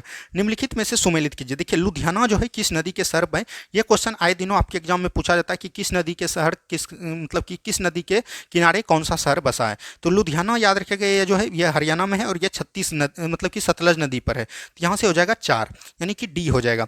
हैदराबाद याद रखेगा मूसी नदी पर है, तो ये भी चीज़ ध्यान रखेगा। तो यहाँ से हो जाएगा ए। ठीक है, और यहाँ रंजी, ये रंजी नहीं होगा दोस्तों, पंजी होगा। पंजी याद रखेगा गोवा के मांडवी नदी पर है, तो ये भी चीज़ ध्यान रखेगा, इसका हो जाएगा बे। उज्जैन याद रखेगा छिप्रा नदी के तट पर है, तो ऑप्शन नंबर सी। उज्जैन कहाँ है? मध्य प्रदेश में, तो ये भी चीज ध्यान रखेगा। यानी बोल सकते हैं कि DABC, DABC देख लीजिए कहाँ पर है, ऑप्शन नंबर बी में है। ऑप्शन नंबर बी बिल्कुल राइट आंसर आपका हो जाएगा। ठीक है, उम्मीद है आप लोगों को समझ में आ रहा होगा। अगर दोस्तों आप लोगों को समझ में आ रहा है तो प्लीज़ वीडियो को लाइक कीजिए। जो भी चैनल पे पहली बार जुड़ रहे हैं प्लीज़ चैनल को सब्सक्राइब भी जरूर कर लीजिएगा। नेक्स्ट क्वेश्चन देखिए क्या बोला गया दोस्तों। पंचनद नदियां किस स्थान पर आपस में मिलकर सिंधु नदी से मिल जाती है। तो याद रखिएगा पंचनद नदी में कौन कौन आता है दोस्तों, जैसे सिंधु का सहायक नदी ही बोल सकते हैं। जैसे उसमें आता है दोस्तों चिनाब हो गया आपका, ठीक है, रावी हो गया, उसके बाद आपका ब्यास आता है दोस्तों, और उसमें याद रखिएगा सतलज आता है, और इसको हम लोग बोलते हैं झेलम। ये चीज़ ध्यान रखिएगा, ये जो है पंचनद नदी इसको बोला जाता है, और इस ये याद रखिएगा पाकिस्तान के मिठौन कोट में आके सब मिलता है। तो ऑप्शन नंबर डी ए बिल्कुल राइट आंसर आपका हो जाएगा। क्या होगा दोस्तों? ऑप्शन नंबर ए बिल्कुल राइट आंसर आपका हो जाएगा। वहीं बात करें सिंधु की सबसे बड़ी सहायक नदी कौन है, तो इसमें चिनाब हो जाएगा। क्या होगा दोस्तों? चिनाब हो जाएगा। तो ये भी चीज ध्यान देनी है। ठीक है, चलिए बढ़ते हैं हम लोग अगले प्रश्न की तरफ। नेक्स्ट क्वेश्चन को ध्यान से देखिए क्या बोला गया। निम्नलिखित में से कौन सी नदी पर उड़ी परियोजना चलाई जाती है। उड़ी परियोजना आपको बात करना है, ये झेलम नदी पर चलाई जाती है, तो ये भी चीज ध्यान रखिएगा। जैसे यहाँ पर है ब्यास नदी, ब्यास नदी पर याद रखिएगा पोंग परियोजना चलाया जाता है। सतलज नदी पर याद रखिएगा मतलब कि बोल सकते हैं कि नाथपा झागड़ी परियोजना, ये सब जो है सतलज नदी पर। यहाँ पर चेनाब नदी है, सनाब पे बहुत आता है, जैसे आपका हो गया दोस्तों सयाल, बगलीहाल, ये सब जो चिनाब नदी पर परियोजना है। तो ये सब चीज को एकदम ध्यान देते हुए चलना है। नेक्स्ट क्वेश्चन देखिए क्या बोला गया।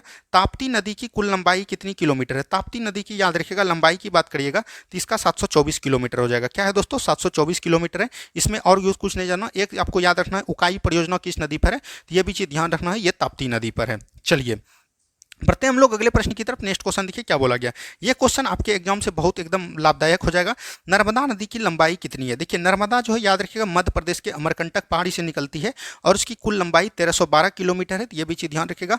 और ये अपना जल जो है याद रखिएगा अरब सागर में गिराती है। कहाँ दोस्तों गिराती है? दोस्तों अरब सागर में गिराती है। नर्मदा नदी की कई सहायक नदियां हैं, तो ये भी चीज एकदम आपको ध्यान देना है। सहायक नदियों में इसका हो जाएगा, नाम लिखिए आप लोग, ओरसंग हो गया दोस्तों, तवा हो गया, ठीक है, बंजर हो गया, शेर हो गया, ये सब जो है याद रखिएगा नर्मदा नदी की लंबाई मतलब कि सहायक नदी है। तो यहाँ से आए दिनों प्रश्न आपको जो है ये ओरसंग पूछ चुका है आपका बिहार पुलिस, तो हो सकता है कि ये सब आपको क्वेश्चन देखने को मिला। इसका लंबाई कितना होगा दोस्तों? 1312 किलोमीटर है। ऑप्शन नंबर ए बिल्कुल राइट आंसर आपका हो जाएगा। नेक्स्ट क्वेश्चन की तरफ बढ़ते हैं हम लोग। नेक्स्ट क्वेश्चन देखिए क्या बोला गया। गंगा को बांग्लादेश के किस नाम से जाना जाता है। तो गंगा को बांग्लादेश में याद रखिएगा पद्मा के नाम से जाना जाता है, तो ये भी चीज ध्यान रखिएगा। वहीं बात करेंगे आपको एक नदी है ब्रह्मपुत्र। क्या है दोस्तों? ब्रह्मपुत्र नदी। ब्रह्मपुत्र नदी को बांग्लादेश में बांग्लादेश में इसको हम लोग क्या जानते हैं, तो याद रखिएगा यहाँ जो जानते हैं मेघना के नाम से जानते हैं। क्या दोस्तों? मेघना के नाम से जाना जाता है। तो ये सब चीज को एकदम आपको ध्यान देनी है। चलिए नेक्स्ट क्वेश्चन की तरफ बढ़िए। नेक्स्ट क्वेश्चन देखिए क्या बोला गया। किस नदी को तिब्बत में सांगपो या सांपू नाम से जाना जाता है। देखिए एक है दोस्तों ब्रह्मपुत्र नदी। कौन है दोस्तों? ब्रह्मपुत्र नदी। ब्रह्मपुत्र नदी याद रखिएगा तिब्बत के मानसरोवर के चेंगयुंगलुंग हिंदस से निकलती है, और इसकी कुल लंबाई 2900 किलोमीटर है। और यह याद रखिएगा विश्व के 3 देशों से होकर गुजरती है, भारत, बांग्लादेश और तिब्बत से। और याद रखिएगा इसको जो है याद रखिएगा तिब्बत में सांगपो बोलते हैं ब्रह्मपुत्र नदी को। ब्रह्मपुत्र इसको असम में बोला जाता है। इसकी कई सारी सहायक नदी है, जैसे आपका हो गया दोस्तों कामेंग। क्या होगा दोस्तों? कामेंग हो गया, मानस हो गया, ठीक है, मानस हो गया, लोहित हो गया, ये सब चीज ध्यान रखिएगा। सुवनश्री हो गया, क्या होगा दोस्तों? सुवनश्री हो गया, धनश्री हो गया, ये सब चीज एकदम आपको ध्यान देनी है। तो यहाँ से ये सब क्वेश्चन को एकदम आपको ज्यादातर नदी का उद्गम स्थल और जो ये अपना जल कहाँ गिराती है और उसका सहायक नदी और उसकी लंबाई, ये क्वेश्चन आपको नदी में 4 फैक्ट एकदम आपको ध्यान देना चाहिए सभी नदी के बारे में। और हम लगभग सभी नदी को ले लिए और सभी नदी के बारे में आपको बताते हुए चल रहे हैं। चलिए अब हम लोग बढ़ते हैं अगले प्रश्न की तरफ। नेक्स्ट क्वेश्चन देखिए क्या बोला गया। बांग्लादेश में ब्रह्मपुत्र को क्या कहा जाता है, अभी तुरंत हमने बताया मेघमा कहा जाता है। क्या वो दोस्तों मेघना कहा जाता है, तो ये भी चीज एकदम आपको ध्यान देनी है। चलिए नेक्स्ट क्वेश्चन देखिए क्या बोला गया। नेक्स्ट क्वेश्चन है सुबनसिरी, कामेंग, मानस, अभी तुरंत हमने बताया ये सब जो है ब्रह्मपुत्र की सहायक नदी है। किसका है दोस्तों, ब्रह्मपुत्र की सहायक नदी है। लोहित भी ब्रह्मपुत्र की सहायक नदी है, बराक भी ब्रह्मपुत्र की सहायक नदी है। नर्मदा की सहायक नदी हमने तुरंत आपको बताया, ओरसंग हो जाएगा, तवा हो जाएगा, बंजर हो जाएगा, शेर हो जाएगा। ये बार बार जब आप पढ़िएगा दोस्तों तो आपको टोटल चीज याद हो जाएगा जिस तरह की हमें याद हुआ है। चलिए नेक्स्ट क्वेश्चन की तरफ बढ़ते हैं हम लोग। नेक्स्ट क्वेश्चन देखिए क्या बोला गया। भाखड़ा नांगल परियोजना किस नदी पर अवस्थित है, तो भाखड़ा नांगल परियोजना याद रखिएगा ये सतलुज नदी पर है और ये हिमाचल प्रदेश में है। कहाँ पर दोस्तों, हिमाचल प्रदेश में। ये चीज़ ध्यान रखिएगा। सतलज नदी कहाँ से निकलती है, हिमाचल प्रदेश के राकसताल झील से निकलती है, तो ये भी चीज़ एकदम आपको ध्यान रखनी है। और ये जो है याद रखिएगा इसकी सहायक, ये सिंधु की सहायक नदी है। चलिए बढ़ते हैं हम लोग अगले प्रश्न की तरफ। नेक्स्ट क्वेश्चन देखिए क्या बोला गया। पोंग परियोजना का संबंध किस राज्य से है, तो पोंग परियोजना का संबंध हिमाचल प्रदेश से है और याद रखेगा ये ब्यास नदी से निकलती है। कहाँ पर है दोस्तों, पोंग परियोजना ब्यास नदी पर है। चलिए बढ़ते हैं हम लोग अगले प्रश्न की तरफ। नेक्स्ट क्वेश्चन को ध्यान से देखिए क्या बोला गया। थीन परियोजना निम्नलिखित में से किस नदी पर है, तो थीन परियोजना आपको ध्यान रखना ये रावी नदी पर हो जाएगा। कहाँ होगा दोस्तों, रावी नदी पर हो जाएगा। चलिए बढ़ते हैं हम लोग अगले प्रश्न की तरफ। नेक्स्ट क्वेश्चन देखिए क्या बोला गया। नाथला झाकड़ी परियोजना से संबंधित राज्य है, ये हिमाचल प्रदेश हो जाएगा और ये भी याद रखेगा सतलुज नदी पर निकलती है। कौन नदी पर दोस्तों है, सतलुज नदी पर है, तो ये भी चीज ध्यान देनी है। चलिए बढ़ते हैं हम लोग अगले प्रश्न की तरफ। देखिए सलाल हो गया, बगलीहार हो गया, ये सब चेनाब नदी पर है। कहाँ है दोस्तों, चेनाब नदी पर है। ये सब क्वेश्चन को एकदम आपको गेट बाय हट कर लेना है, ये सब क्वेश्चन बार बार एग्जाम में पूछे जाते हैं। देखिए टिहरी परियोजना किस नदी पर अवस्थित है, देखिए टिहरी परियोजना याद रखिएगा भिलंगना और भागीरथी नदी पर है, तो ये भी चीज ध्यान रखिएगा। ऑप्शन नंबर सी बिल्कुल राइट आंसर आपका हो जाएगा। तो ये सब क्वेश्चन को एकदम आपको ध्यान देते हुए चलना है, ठीक है। चलिए बढ़ते हैं हम लोग अगले प्रश्न की तरफ। नेक्स्ट क्वेश्चन देखिए क्या बोला गया। ये क्वेश्चन देखिए काफी इंपॉर्टेंट हो जाता है। धौली गंगा और अलकनंदा के संगम के किस नाम से जाना जाता है। अधिकतर विद्यार्थी यहाँ पर कंफ्यूज हो जाते हैं और एग्जाम बार बार यहीं से क्वेश्चन उठाता है। आपको ध्यान रखना कि जहाँ पर आप कंफ्यूज होइएगा वहीं से बोर्ड जो है क्वेश्चन उठाता है, तो ये भी चीज़ एकदम आपको ध्यान देनी है। यहाँ से टोटल फैक्ट को आज हम लोग देख लेते हैं, एक भी क्वेश्चन आपसे इस तरह का नहीं छूटेगा। जैसे सबसे पहले आपको देखना है कि अलकनंदा, अलकनंदा सब में रहेगा दोस्तों, तो ये भी चीज़ ध्यान रखना है। अलकनंदा जो है आपको सभी में रहेगा। अलकनंदा हो गया, अलकनंदा हो गया, अलकनंदा हो गया, अलकनंदा हो गया, सब में अलकनंदा ऐसे समझ लीजिएगा। अलकनंदा और जब दोस्तों भागीरथी मिलता है, क्या दोस्तों भागीरथी मिलता है, तो याद रखिएगा किसका निर्माण होता है, देव प्रयाग का। किसका होता है दोस्तों, देव प्रयाग का। इसको याद रखिएगा अवध, क्या रखिएगा दोस्तों नाम, अवध। तो अवध से याद रखिएगा अलकनंदा, भागीरथी और देव प्रयाग, ठीक है। उसके बाद जब अलकनंदा में दोस्तों याद रखिएगा धौली गंगा मिलता है, क्या मिलता है दोस्तों, धौली गंगा। तो याद रखिएगा धौली गंगा जब मिलता है तो ये बनता है विष्णु प्रयाग। क्या मिलता है दोस्तों, विष्णु प्रयाग मिलता है, तो इसको भी याद रख सकते हैं अवध। क्या दोस्तों, अवध याद रख सकते हैं, तो ये भी चीज ध्यान रखिएगा। यानी कि अलकनंदा और धौली गंगा जब मिलेगा तो ये विष्णु प्रयाग बनेगा, ठीक है। उसके बाद याद रखिएगा अलकनंदा में जब दोस्तों कौन मिलता है, तो अलकनंदा में याद रखिएगा मंदाकिनी मिलता है। कौन मिलता है दोस्तों, मंदाकिनी जब मिलता है तो ये भी चीज ध्यान रखिएगा, इसने जो है रुद्र प्रयाग का निर्माण करता है। किसका दोस्तों, रुद्र प्रयाग का निर्माण करता है, तो ये भी चीज ध्यान रखिएगा। इसको याद रख सकते हैं अमर, क्या रख सकते हैं दोस्तों, अमर। हमने धीरे धीरे आपको याद करने का भी ट्रिक बताया जाता है। यानी अलकनंदा और जब ये मंदाकिनी मिलेगा तो ये रुद्र प्रयाग का निर्माण करेगा। उसमें याद रखिएगा अलकनंदा और जब पिंडार मिलता है दोस्तों, अलकनंदा और जब पिंडार मिलता है तो ये जो याद रखिएगा कर्ण प्रयाग का निर्माण करता है। किसका दोस्तों, कर्ण प्रयाग का निर्माण करता है, तो ये भी चीज ध्यान रखिएगा। और लास्ट आपका एक छूट गया है, वो याद नहीं आ रहा है। हाँ, जैसे अलकनंदा और दोस्तों याद रखिएगा नंदाकिनी। अलकनंदा और जब नंदाकिनी मिलता है तो ये भी चीज ध्यान रखिएगा नंद प्रयाग का प्रयोग करता है। किसको दोस्तों, नंद प्रयाग का। तो यहाँ से आप इसका स्क्रीनशॉट लीजिए और आपसे एक भी क्वेश्चन नहीं छूटना चाहिए एग्जाम में। देखिए नंदाकिनी से तो आप पकड़ लीजिएगा नंद प्रयाग, पिंडार से एक आपको पकड़ना है कर्ण प्रयाग। उसके बाद हमने ये तीनों का ट्रिक आपको दे दिया, ठीक है। तो यहाँ से आपको समझ में आ गया। अब हम लोग मिटाते हैं और बढ़ते हैं हम लोग क्वेश्चन की तरफ। अब देखिए आपका जो क्वेश्चन पूछा गया धौली गंगा और अलकनंदा के संगम पर, देखिए अलकनंदा और धौली गंगा यानी कि अवध, अवध से आपका कौन हो जाएगा दोस्तों, विष्णु प्रयाग हो जाएगा। ऑप्शन नंबर बी बिल्कुल राइट आंसर आपका हो जाएगा, ठीक है। चलिए नेक्स्ट क्वेश्चन की तरफ बढ़िए। नेक्स्ट क्वेश्चन देखिए क्या बोला गया। देव प्रयाग निम्नलिखित में से कौन सा संगम है, तो देव प्रयाग दोस्तों कौन होता है, तो याद रखेगा भागीरथी और अलकनंदा। कौन होता है दोस्तों, अलकनंदा और भागीरथी होगा, तो यही हो जाएगा। ऑप्शन नंबर बी बिल्कुल राइट आंसर आपका हो जाएगा, ठीक है। चलिए नेक्स्ट क्वेश्चन की तरफ बढ़िए। नेक्स्ट क्वेश्चन देखिए क्या बोला गया। तिलैया परियोजना किस नदी पर निर्मित है, तो तिलैया परियोजना याद रखेगा ये बराकर नदी पर अवस्थित है। किस पे दोस्तों, बराकर नदी पर है। और बराकर नदी ये कहाँ पर है, याद रखना है झारखंड में। कहाँ पर दोस्तों, झारखंड में है, तो ये भी चीज एकदम आपको ध्यान देनी है। चलिए बढ़ते हैं हम लोग अगले प्रश्न की तरफ। नेक्स्ट क्वेश्चन देखिए क्या बोला गया। त्र्यंबकम नामक स्थान में किस नदी का उद्गम होता है? तो त्र्यंबकम नामक, यहाँ ये अभी तुरंत हमने बताया, महाराष्ट्र के त्र्यंबकम नामक पहाड़ी से कौन सा नदी निकलता है दोस्तों? गोदावरी नदी निकलता है। तो ये भी चीज़ एकदम आपको ध्यान रखनी है। तो ये महाराष्ट्र के नासिक पहाड़ी से निकलता है, त्र्यंबकम पहाड़ी से। तो ये भी चीज़ ध्यान रखेगा, ऑप्शन नंबर ए। और इसकी कुल लंबाई दोस्तों 1402 किलोमीटर है। तो ये भी चीज़ ध्यान रखेगा। फिर कर्नाटक के, याद रखेगा, कर्नाटक के महाबलेश्वर पहाड़ी से कौन निकलता है दोस्तों? तो याद रखना है कृष्णा नदी निकलता है, सॉरी, महाराष्ट्र के महाबलेश्वर पहाड़ी से निकलती है और इसकी कुल लंबाई 1400 किलोमीटर है। तो ये भी चीज़ एकदम आपको ध्यान देनी है। चलिए नेक्स्ट क्वेश्चन देखिए क्या बोला गया। नेक्स्ट क्वेश्चन है कावेरी नदी का उद्गम है। देखिए कावेरी नदी जो आपको ध्यान देना है, ये जो है कर्नाटक के ब्रह्मगिरी पहाड़ी से निकलती है दोस्तों, और इसका लंबाई आपको ध्यान देना है। और इसकी कई सारी सहायक नदी है, जैसे आपका हो गया अकड़ावती, क्या होगा दोस्तों? अकड़ावती हो गया। उसके बाद होता है अमरावती, क्या होता है दोस्तों? अमरावती होगा। तो ये सब चीज़ को एकदम आपको ध्यान देनी है। तो यहाँ से हो जाएगा ब्रह्मगिरी पहाड़ी, क्या होगा दोस्तों? ब्रह्मगिरी पहाड़ी।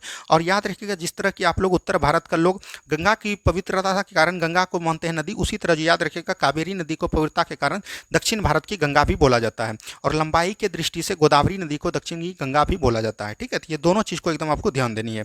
चलिए नेक्स्ट क्वेश्चन देखिए, स्वर्ण रेखा नदी का उद्गम कहां से होता है? तो ये छोटा नागपुर पठार से होता है। ये सब तो आपको पता होगा। ऑप्शन नंबर ए बिल्कुल राइट आंसर आपका हो जाएगा। चलिए बढ़ते हैं हम लोग अगले प्रश्न की तरफ। नेक्स्ट क्वेश्चन को ध्यान से देखिए, प्रायद्वीपीय भारत की सबसे लंबी नदी कौन है? तो प्रायद्वीपीय भारत की सबसे लंबी नदी अगर पूछेगा तो ये आपका हो जाएगा दोस्तों गोदावरी नदी। कौन होगा दोस्तों? गोदावरी नदी हो जाएगा। और लंबा होने के कारण ही इसको दक्षिणी गंगा भी बोला जाता है। तो ये भी चीज़ एकदम आपको ध्यान रखिएगा। चलिए बढ़ते हैं हम लोग अगले प्रश्न की तरफ। नेक्स्ट क्वेश्चन देखिए क्या बोला गया। तुंगभद्रा किसकी सहायक नदी है? तुंगभद्रा कावेरी की सहायक नदी, सॉरी, कृष्णा की सहायक नदी है। तुंगभद्रा हो गया, घाट प्रवाह हो गया, माल प्रवाह हो गया, ये सब दोस्तों याद रखिएगा कृष्णा की सहायक नदी है। ठीक है, चलिए नेक्स्ट क्वेश्चन की तरफ बढ़िए। नेक्स्ट क्वेश्चन देखिए क्या बोला गया। अभी तुरंत हमने बताया, ये जो है आपका बिहार दुर्ग का पूछा हुआ क्वेश्चन है। तेल निम्न में से किसकी सहायक नदी है? ये जो महानदी की सहायक नदी है। ऑप्शन नंबर ए बिल्कुल राइट आंसर आपका हो जाएगा। ठीक है, चलिए नेक्स्ट क्वेश्चन की तरफ बढ़िए। नेक्स्ट क्वेश्चन देखिए क्या बोला गया। भारत की सबसे बड़ी लेगून एवं खारे पानी की झील कौन है? तो अगर लेगून और खारे पानी दोनों दे देगा तो ये आपका हो जाएगा चिल्का झील। कौन होगा दोस्तों?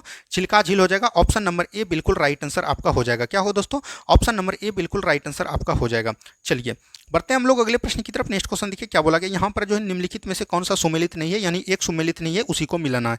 नैनीताल उत्तराखंड में है, ये झील सभी है। उमियम झील मेघालय में, बिल्कुल ठीक है। पवई झील गुजरात में नहीं दोस्तों, पवई झील याद रखिएगा महाराष्ट्र में। कहाँ पर दोस्तों? महाराष्ट्र में, यही आपका गलत है। और गुजरात में याद रखिएगा नारायणी झील है। कौन है दोस्तों? नारायणी झील है। तो यहाँ पर से ये भी चीज़ एकदम आपको ध्यान रखनी है। कोलोडू झील आंध्र प्रदेश में, तो यहाँ पर से गलत कौन है? Option number C. चलिए बढ़ते हैं हम लोग अगले प्रश्न की तरफ। नेक्स्ट क्वेश्चन देखिए क्या बोला गया। पटना किस नदी के किनारे अवस्थित है? तो पटना आपको याद रखना है गंगा नदी के किनारे अवस्थित है। और बिहार की राजधानी कहाँ है दोस्तों? तो ये पटना है। तो ये भी चीज़ एकदम आपको ध्यान रखना है। चलिए बढ़ते हैं हम लोग अगले प्रश्न की तरफ। नेक्स्ट क्वेश्चन को ध्यान से देखिए क्या बोला गया। हैदराबाद किस नदी के किनारे अवस्थित है? हैदराबाद याद रखना है मूसी नदी के अवस्थित है। किसके द्वारा? मूसी नदी के स्थित है। ये भी चीज़ ध्यान रखेगा। और हैदराबाद का स्थापना किसने किया था? कुली कुतुब शाह ने। तो ये भी चीज़ ध्यान रखेगा, कुली कुतुब शाह ने इसका जो है स्थापना किया था। चलिए बढ़ते हैं हम लोग अगले प्रश्न की तरफ। नेक्स्ट क्वेश्चन देखिए क्या बोला गया। गीता प्रेस के लिए विख्यात शहर गोरखपुर किस नदी के किनारे अवस्थित है? तो ये याद रखिएगा राप्ती नदी के तट पर है। किस पे दोस्तों? राप्ती नदी के तट पर है। तो ये क्वेश्चन एकदम आपको ध्यान देना। हो सकता है कि इस बार जो है गीता प्रेस के लिए मिला है इसको, तो ये आपको ध्यान रखना है, ये क्वेश्चन आपसे पूछ सकता है। चलिए नेक्स्ट क्वेश्चन देखिए क्या बोला गया। नेक्स्ट क्वेश्चन यहाँ पर मिलाना है, निम्नलिखित में से कौन सा झील है और अवस्थिति है? लोनार झील आपको याद रखना है, ये महाराष्ट्र में है। तो यही आपका गलत हो जाएगा। महाराष्ट्र ये हो जाएगा दोस्तों, ये मध्य प्रदेश दिया है, तो यही आपका गलत है। यहाँ पर पुलकट झील, नक्की झील कहाँ है दोस्तों? नक्की झील आपको गुजरात में है। कोलोडू झील कहाँ है? आंध्र प्रदेश में। पुलकट झील कहाँ है? ये याद रखिएगा केरल और तमिलनाडु में है। तो ये भी चीज़ ध्यान रखिएगा। यहाँ पर से ऑप्शन नंबर ए ही आपका गलत है। लोनार झील कहाँ होगा? महाराष्ट्र में होगा। ठीक है, चलिए बढ़ते हैं हम लोग अगले प्रश्न की तरफ। नेक्स्ट क्वेश्चन को ध्यान से देखिए। यहाँ पर देखिए मिलाना है एक दूसरे को, इसको चलिए हम लोग मिलाइए क्या क्या इसका होगा। देखिए दूध सागर जलप्रपात कहाँ पर है दोस्तों? तो याद रखिएगा ये जो है मंडवी नदी गुजरात में है। यहाँ से हो जाएगा 4। डुडुमा कहाँ है दोस्तों? तो याद रखिएगा डुडुमा जो हो जाएगा मुचू कुंड में हो जाएगा। ऑप्शन नंबर यहाँ पर से हो जाएगा 2। गोकाक कहाँ है दोस्तों? घाट प्रवाह कृष्णा की सहायक नदी पर है। तो ये भी चीज़ ध्यान रखिएगा 1 हो जाएगा। जोग कहाँ पर है दोस्तों? तो याद रखिएगा शरावती नदी पर है। तो ऑप्शन नंबर यहाँ पर से 3 हो जाएगा, यानी 4 2 1 3 हो जाएगा। क्या होगा दोस्तों? 4 2 1 3। तो 4 2 1 3 ऑप्शन नंबर ए बिल्कुल राइट आंसर आपका हो जाएगा। चलिए बढ़ते हैं हम लोग अगले प्रश्न की तरफ। नेक्स्ट क्वेश्चन को ध्यान से देखिए क्या बोला गया। नेक्स्ट क्वेश्चन है ब्रह्मपुत्र नदी का बहाव क्षेत्र है। अभी तुरंत हमने बताया ब्रह्मपुत्र नदी विश्व के कुल 3 देशों से गुजरती है, तिब्बत, बांग्लादेश और भारत। और ये आपका जो है बिहार दरोगा का पूछा हुआ क्वेश्चन है, इसीलिए हमने ये आपको ले लिया। चलिए नेक्स्ट क्वेश्चन की तरफ बढ़िए। नेक्स्ट क्वेश्चन देखिए क्या बोला गया, बहुत ही कम क्वेश्चन अब बचा है, आप लोग बस बने रहिए और आपका टोटल जल्दी समाप्त हो जाएगा। नेक्स्ट क्वेश्चन देखिए, भारत में किस प्रकार की जलवायु पाई जाती है? तो भारत में याद रखिएगा किस प्रकार की जलवायु पाई जाती है दोस्तों, तो मानसूनी जलवायु पाई जाती है। किसका दोस्तों? मानसूनी जलवायु पाई जाती है, तो ये भी चीज़ ध्यान देनी है। नेक्स्ट क्वेश्चन देखिए क्या बोला गया, नेक्स्ट क्वेश्चन यहाँ पर है, मानसून शब्द की उत्पत्ति किस शब्द से हुई? तो मानसून शब्द की उत्पत्ति याद रखिएगा ये जो है मौसमी शब्द से हुई। किसका दोस्तों? मौसमी शब्द हो जाएगा।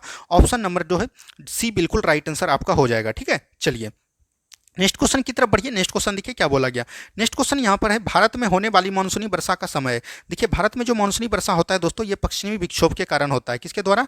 ये जो याद रखिएगा पश्चिमी मतलब उत्तर पश्चिम की दिशा की ओर ये बहती हुई चल जाती है, तो ये भी चीज़ ध्यान रखिएगा। और ये जून से सितंबर तक होता है। कहाँ से होता है दोस्तों? जून से सितंबर तक होता है, तो ये भी चीज़ ध्यान देनी है।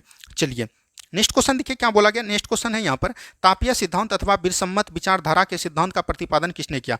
ये जो तापीय सिद्धांत और विरसम्मत विचारधारा का सिद्धांत है, ये याद रखिएगा ये जो है 10th एनसीईआरटी में ये क्वेश्चन है। और याद रखना एडमंड हेली होगा इसका आंसर। क्या होगा दोस्तों? एडमंड हेली का ये सिद्धांत है, तो ये भी चीज़ ध्यान रखिएगा। Option number A. और ये जलवायु से सिद्धांत है, तो ये भी चीज़ एकदम आपको ध्यान देनी है। चलिए बढ़ते हैं हम लोग अगले प्रश्न की तरफ। नेक्स्ट क्वेश्चन देखिए क्या बोला गया, नेक्स्ट क्वेश्चन है, विश्व का सर्वाधिक वर्षा वाला स्थान कौन है?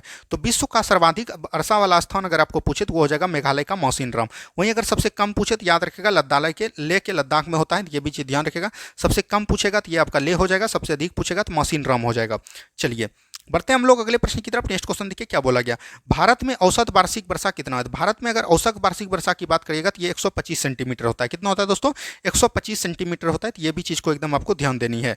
चलिए बढ़ते हैं हम लोग अगले प्रश्न की तरफ। नेक्स्ट क्वेश्चन को ध्यान से देखिए, भारतीय मौसम विभाग का मुख्यालय अवस्थित है। तो भारतीय मौसम विभाग का मुख्यालय न्यू दिल्ली में है। कहाँ पर है दोस्तों? न्यू दिल्ली में है, तो ऑप्शन नंबर ए बिल्कुल राइट आंसर आपका हो जाएगा। बढ़ते हैं हम लोग अगले प्रश्न की तरफ। नेक्स्ट क्वेश्चन को ध्यान से देखिए क्या बोला गया, नेक्स्ट क्वेश्चन है, निम्न राज्यों में से किस राज्य में जाड़े विंटर के मौसम बारिश मिलते हैं? तो याद रखिएगा ये जो जाड़े में के मौसम में बारिश होता है, ये दोस्तों लौटते हुए मानसून के कारण बारिश होता है, और ये सबसे अधिक होता है तमिलनाडु में। तो ये भी चीज़ ध्यान रखिएगा। ऑप्शन नंबर बी बिल्कुल राइट आंसर आपका हो जाएगा। और ये लौटते हुए बारिश याद रखिएगा जो बंगाल की खाड़ी से कुछ नमी उठा लेती है और तमिलनाडु के क्षेत्र में ज़्यादातर बारिश कर देता है, जिसके कि यहाँ पर याद रखिएगा सालों भर धान का खेती होने का चांस रहता है, होता है ये दोस्तों। चलिए नेक्स्ट क्वेश्चन देखिए क्या बोला गया, नेक्स्ट क्वेश्चन है, भारत की सर्वाधिक वर्षा मुख्यतः प्राप्त होती है। तो भारत में सर्वाधिक वर्षा याद रखिएगा ये जो है दक्षिणी पश्चिमी मानसून से होता है, तो ऑप्शन नंबर यहाँ से सी बिल्कुल राइट आंसर आपका हो जाएगा। क्या होगा दोस्तों? ऑप्शन नंबर सी बिल्कुल राइट आंसर आपका हो जाएगा। चलिए नेक्स्ट क्वेश्चन देखिए क्या बोला गया, नेक्स्ट क्वेश्चन है, भारतीय कृषि अनुसंधान परिषद में अनुसार भारत के कितने प्रकार की मिट्टियां पाई जाती है? भारत में याद रखिएगा 8 प्रकार की मिट्टी पाई जाती है, जिसमें कि 4 प्रकार की मिट्टी आपको पता होगा, जलोढ़ मिट्टी, काली मिट्टी और इसको बोलते हैं हम लोग लेटेराइट मिट्टी। तो ये सब चीज़ को एकदम आपको ध्यान देनी है। नेक्स्ट क्वेश्चन देखिए क्या बोला गया, नेक्स्ट क्वेश्चन है, भारत के सर्वाधिक क्षेत्र में किस प्रकार की मिट्टी पाई जाती है? सबसे अधिक दोस्तों जलोढ़ मिट्टी पाई जाती है, और इसी में याद रखिएगा ज़्यादातर खेती होने का संभावना होता है। इसमें आप 2-3 फसल उगा सकते हैं। काली मिट्टी में जो है याद रखिएगा इसको हम लोग रेगुर मिट्टी भी बोलते हैं, और याद रखिएगा इसमें जो है कपास की खेती होती है। ठीक है, चलिए बढ़ते हैं हम लोग अगले प्रश्न की तरफ। नेक्स्ट क्वेश्चन देखिए क्या बोला गया, पौधों को सबसे अधिक पानी किस मिट्टी में मिलता है? पौधे में सबसे अधिक पानी जो याद रखेगा चिकनी मिट्टी में मिलता है। किस में मिलता है दोस्तों? चिकनी मिट्टी में मिलता है, तो ऑप्शन नंबर ए बिल्कुल राइट आंसर आपका हो जाएगा। नेक्स्ट क्वेश्चन की तरफ बढ़िए। नेक्स्ट क्वेश्चन को ध्यान से देखिए क्या बोला गया, निम्नलिखित में से कौन सी फसल मृदा को नाइट्रोजन से भरपूर करती है? अगर आपको पता होगा कि अगर आप ग्रामीण क्षेत्र से होंगे तो आपको पता होगा कि साल में 2-3 बार हम लोग खेती कर लेते हैं, एक ही खेत से 2-3 फसल उपजा लेते हैं, लेकिन याद रखिएगा उसकी जो है नाइट्रोजन की मतलब कि उर्वरकता शक्ति मर जाती है। तो उसके लिए बीच बीच में देखते होंगे किसान की दाल का उपजाऊ करता है, तो दाल की खेती आप जो है फिर से जमीन में जो है याद रखिएगा आपके फसल में नाइट्रोजन की भरपूर कर देती है। तो यहाँ पर से जब भी आपको दाल मिले नाइट्रोजन वाला तो उसमें दाल खोजना है, तो ये हो जाएगा मटर का दाल। ठीक है, तो आपको ऑप्शन नंबर डी बिल्कुल राइट आंसर आपका हो जाएगा। चलिए बढ़ते हैं हम लोग अगले प्रश्न की तरफ। नेक्स्ट क्वेश्चन देखिए क्या बोला गया, मृदा क्षरण को रोका जा सकता है। देखिए मृदा क्षरण को रोकने का एक ही उपाय दोस्तों कि वन रोपण, तो ये कई बार एग्जाम में पूछा गया, तो ऑप्शन नंबर सी बिल्कुल राइट आंसर आपका हो जाएगा। नेक्स्ट क्वेश्चन की तरफ बढ़िए। नेक्स्ट क्वेश्चन देखिए क्या बोला गया, नेक्स्ट क्वेश्चन है, कृषि किस सूची का विषय है? तो कृषि याद रखिएगा ये राज सूची का विषय है, तो ये भी चीज ध्यान देनी है। ऑप्शन नंबर बी बिल्कुल राइट आंसर आपका हो जाएगा। नेक्स्ट क्वेश्चन देखिए क्या बोला गया दोस्तों, नेक्स्ट क्वेश्चन है, स्वतंत्र भारत के प्रथम कृषि एवं खाद्य मंत्री कौन थे? तो आपको पता है स्वतंत्र भारत के प्रथम कृषि एवं खाद्य मंत्री डॉक्टर राजेंद्र प्रसाद थे, तो ये भी चीज ध्यान देनी है। क्या है दोस्तों? डॉक्टर राजेंद्र प्रसाद थे, तो ये भी चीज ध्यान देनी है। चलिए बढ़ते हैं हम लोग अगले प्रश्न की तरफ। नेक्स्ट क्वेश्चन देखिए क्या बोला गया, भारतीय कृषि का इतिहास किसने लिखा। अगर आपको बोलेगा भारतीय कृषि का इतिहास किसने लिखा तो आपको लगाना है एस रंधावा। क्या दोस्तों, MS रंधावा हो जाएगा। ऑप्शन नंबर डी बिल्कुल राइट आंसर। वहीं बात करें कि भारतीय कृषि का मतलब कि ये स्वामीनाथन को कृषि का जनक माना जाता है, तो ये भी चीज ध्यान रखिएगा। और आपका बिहार पुलिस जो पूछा गया था, ये पूछा था कि विश्व में कृषि का जनक किसे माना जाता है, तो नॉर्मन बोरलॉग। किसको दोस्तों, नॉर्मन बोरलॉग। तो ये भी चीज ध्यान रखिएगा। अगर भारत का जिक्र करेगा तो SM स्वामीनाथन, लेकिन याद रखिएगा अगर विश्व पूछेगा तो नॉर्मन बोरलॉग। और ये जो 11,000 वाला सीट आया था उसमें ये क्वेश्चन पूछा गया है। चलिए बढ़ते हैं हम लोग अगले प्रश्न की तरफ। नेक्स्ट क्वेश्चन देखिए क्या बोला गया, भारत में कृषि को समझा जाता है। तो भारत में कृषि को क्या समझा जाता है दोस्तों, याद रखिएगा भारत में जो कृषि करता है कोई भी व्यापार के लिए नहीं, एक जीवन यापन करने के लिए, तो बोल सकते हैं कि जीविकोपार्जन के साधन के लिए। तो ऑप्शन नंबर ए बिल्कुल राइट आंसर आपका हो जाएगा। ठीक है, चलिए नेक्स्ट क्वेश्चन की तरफ बढ़ते हैं। नेक्स्ट क्वेश्चन देखिए क्या बोला गया, नेक्स्ट क्वेश्चन है निम्न में से कौन सा प्रमुख काजू का उत्पादक राज्य है। और ये देखिए आपका बिहार दरोगा पूछा गया था 1275 में, इसीलिए ये सब क्वेश्चन को एकदम आप देख के जाइए और आपका एग्जाम में एकदम बढ़िया स्कोर होगा। तो सबसे काजू ज़्यादा कहाँ पर होता है दोस्तों, तो याद रखिएगा ये महाराष्ट्र में होता है। कहाँ पर होता है दोस्तों, महाराष्ट्र में होता है। तो ये भी चीज़ ध्यान देनी है। चलिए नेक्स्ट क्वेश्चन की तरफ बढ़िए। नेक्स्ट क्वेश्चन देखिए क्या बोला गया, नेक्स्ट क्वेश्चन है भारत का एकमात्र राज्य जो केसर का उत्पादन। तो केसर का उत्पादन याद रखिएगा ये जो करता है दोस्तों जम्मू कश्मीर, एकमात्र राज्य है भारत का, वो केसर का उत्पादन जम्मू कश्मीर ही करते हैं। चलिए नेक्स्ट क्वेश्चन की तरफ बढ़िए। नेक्स्ट क्वेश्चन को ध्यान से देखिए क्या बोला गया, नेक्स्ट क्वेश्चन यहाँ पर है निम्नलिखित में से कौन सा सही सुमेलित नहीं है। एक इसमें सुमेलित नहीं है, उसी को आपको छांटना है। भारतीय दलहन अनुसंधान केंद्र कानपुर, ये बिल्कुल ठीक है। भारतीय मत्स्यिकी विकास बोर्ड हैदराबाद, ये भी बिल्कुल ठीक है। केंद्रीय तंबाकू अनुसंधान राजमुंद्री आंध्र प्रदेश के, ये भी बिल्कुल ठीक है। केंद्रीय आलू अनुसंधान केंद्र लखनऊ, नहीं दोस्तों, तो ये आपका हो जाएगा शिमला। क्या है दोस्तों, शिमला हो जाएगा। तो ये भी चीज़ ध्यान रखिएगा। तो यहाँ पर से ये गलत है, तो यही आपका राइट आंसर हो जाएगा। लखनऊ में याद रखिएगा वनस्पतिक अनुसंधान केंद्र है, तो ये भी चीज़ ध्यान देनी है। चलिए बढ़ते हैं हम लोग अगले प्रश्न की तरफ। नेक्स्ट क्वेश्चन देखिए क्या बोला गया, ककरा पर परमाणु शक्ति केंद्र निम्नलिखित में से किस राज्य में। देखिए ये जो क्वेश्चन है बहुत इंपॉर्टेंट है दोस्तों।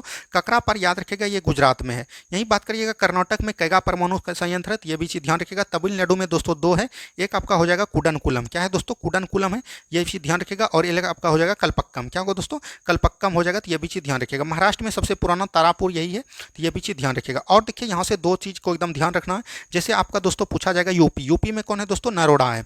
कौन है, नरोडा परमाणु संयंत्र कहाँ है, तो ये भी चीज़ ध्यान रखिएगा, ये यूपी में है। और आपका जो BPSC पूछा था वो पूछा था रावत भाटा। क्या दोस्तों, रावत भाटा याद रखिएगा राजस्थान में। तो ये 10 फैक्ट को एकदम आपको याद कर लेना, स्क्रीनशॉट लेके इसको देख लेना है 1-2 बार।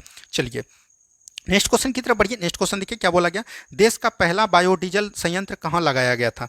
तो देश का जो पहला बायोडीजल संयंत्र है दोस्तों, ये याद रखिएगा आंध्र प्रदेश में लगाया गया था। ऑप्शन नंबर ए बिल्कुल राइट आंसर आपका हो जाएगा। ठीक है, चलिए बढ़ते हैं हम लोग अगले प्रश्न की तरफ। नेक्स्ट क्वेश्चन देखिए क्या बोला गया, नेक्स्ट क्वेश्चन यहाँ पर है राष्ट्रीय सौर ऊर्जा संस्थान का मुख्यालय कहाँ है। तो सौर ऊर्जा का संस्थान कहाँ है दोस्तों, गुड़गांव में है। तो ये भी चीज ध्यान रखिएगा, दिल्ली के गुड़गांव में है। ऑप्शन नंबर बी बिल्कुल राइट आंसर आपका हो जाएगा। चलिए बढ़ते हैं हम लोग अगले प्रश्न की तरफ। नेक्स्ट क्वेश्चन देखिए क्या बोला गया, भारत में नियमित जनगणना किस वायसराय के कार्यकाल में शुरू हुआ। तो जनगणना की बात करिएगा, नियमित जनगणना जो है याद रखिएगा 1872 में जो है सबसे पहले जनगणना का जनक किसको माना जाता है, तो मेयो को।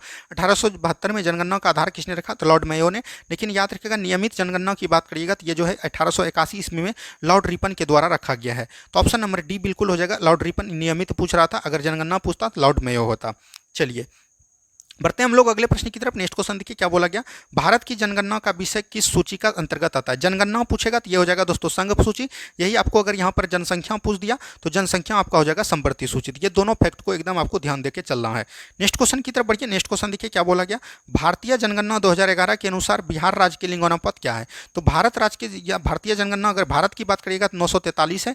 वहीं पर अगर बिहार राज्य की बात करिएगा दोस्तों तो ये कितना हो जाएगा, 918 है। कितना है दोस्तों, 918 है। तो ये भी चीज ध्यान रखिएगा। सबसे अधिक लिंगानुपात कहाँ है दोस्तों, केरल में। केरल में लगभग ये भी ध्यान रखिएगा 96% लगभग यहाँ पर पाया जाता है। चलिए बढ़ते हैं हम लोग अगले प्रश्न की तरफ। नेक्स्ट क्वेश्चन को ध्यान से देखिए, वर्ष 2011 की जनगणना के अनुसार किस राज्य में जनसंख्या की 10 की वृद्धि दर न्यूनतम रही। 2011 की जनगणना के अनुसार न्यूनतम जो है नागालैंड की रही है। तो ये भी चीज ध्यान रखिएगा। ऑप्शन नंबर बी बिल्कुल राइट आंसर आपका हो जाएगा। नेक्स्ट क्वेश्चन की तरफ बढ़ते हैं हम लोग। नेक्स्ट क्वेश्चन को ध्यान से देखिए क्या बोला गया, भारतीय जनगणना 2011 के अनुसार निम्न में से किस राज्य का जनसंख्या घनत्व सर्वाधिक रहा। घनत्व की बात करिएगा तो ये सर्वाधिक रहेगा तो बिहार हो जाएगा। और अगर सबसे कम पूछेगा तो ये आपका दोस्तों कहाँ पर होगा, अरुणाचल प्रदेश। ये भी चीज ध्यान रखिएगा। बिहार में 1106 पर व्यक्ति है, तो ये भी चीज ध्यान रखिएगा किलोमीटर। और अरुणाचल प्रदेश में मात्र 17 व्यक्ति है, तो ये भी चीज ध्यान देनी है। चलिए नेक्स्ट क्वेश्चन की तरफ बढ़ते हैं हम लोग। नेक्स्ट क्वेश्चन को ध्यान से देखिए क्या बोला गया, देश में पहली बार जनसंख्या नीति की योजना कब की गई। तो देश में पहली बार जनसंख्या नीति की घोषणा 1976 में किया गया। कब किया गया दोस्तों, 1976 में किया गया। चलिए बढ़ते हैं हम लोग अगले प्रश्न की तरफ। नेक्स्ट क्वेश्चन देखिए क्या बोला गया, भारत के पड़ोसी राष्ट्रों का सर्वाधिक लिंगानुपात किस देश का है। तो भारत के अगर पड़ोसी देश की बात कीजिएगा सर्वाधिक लिंगानुपात याद रखिएगा म्यांमार का है। किसका है दोस्तों, म्यांमार का है। तो ऑप्शन नंबर डी बिल्कुल राइट आंसर हो गया। और आपका दोस्तों ये आज ज्योग्राफी जो है हमने द इंड कर दिया। आपको कैसा लगा वीडियो कमेंट में जरूर बताइएगा। अगर आपको वीडियो अच्छा लगा तो बहुत अच्छी बात है, अगर नहीं लगा तो उसके लिए भी बहुत अच्छी बात है। आपको यहाँ पर से बताना है कि वीडियो आपको कैसा लगा। और दोस्तों कल आपको जो याद रखिएगा इकोनॉमिक्स का टोटल वीडियो आ जाएगा, जितना भी बिहार पुलिस में पूछा गया है इसका मैराथन हम लोग बहुत लड़का कमेंट कर रहा है इकोनॉमिक्स। कल आपका इकोनॉमिक्स एकदम 100% आ जाएगा, उसके लिए आप लोग श्योर रहिए। धन्यवाद, मिलते हैं हम लोग सुबह के। अब जो है आपका रिवीजन सीरीज रहेगा, जिसका भी एग्जाम है उसके लिए बहुत हेल्प करेगा रिवीजन सीरीज। तो इसको एकदम आप लोग को इग्नोर नहीं करना है, तो रिवीजन सीरीज को एकदम आपको देखते हुए चलना है। तो धन्यवाद, मिलते हैं हम लोग कल के वीडियो में। जय हिंद, जय भारत।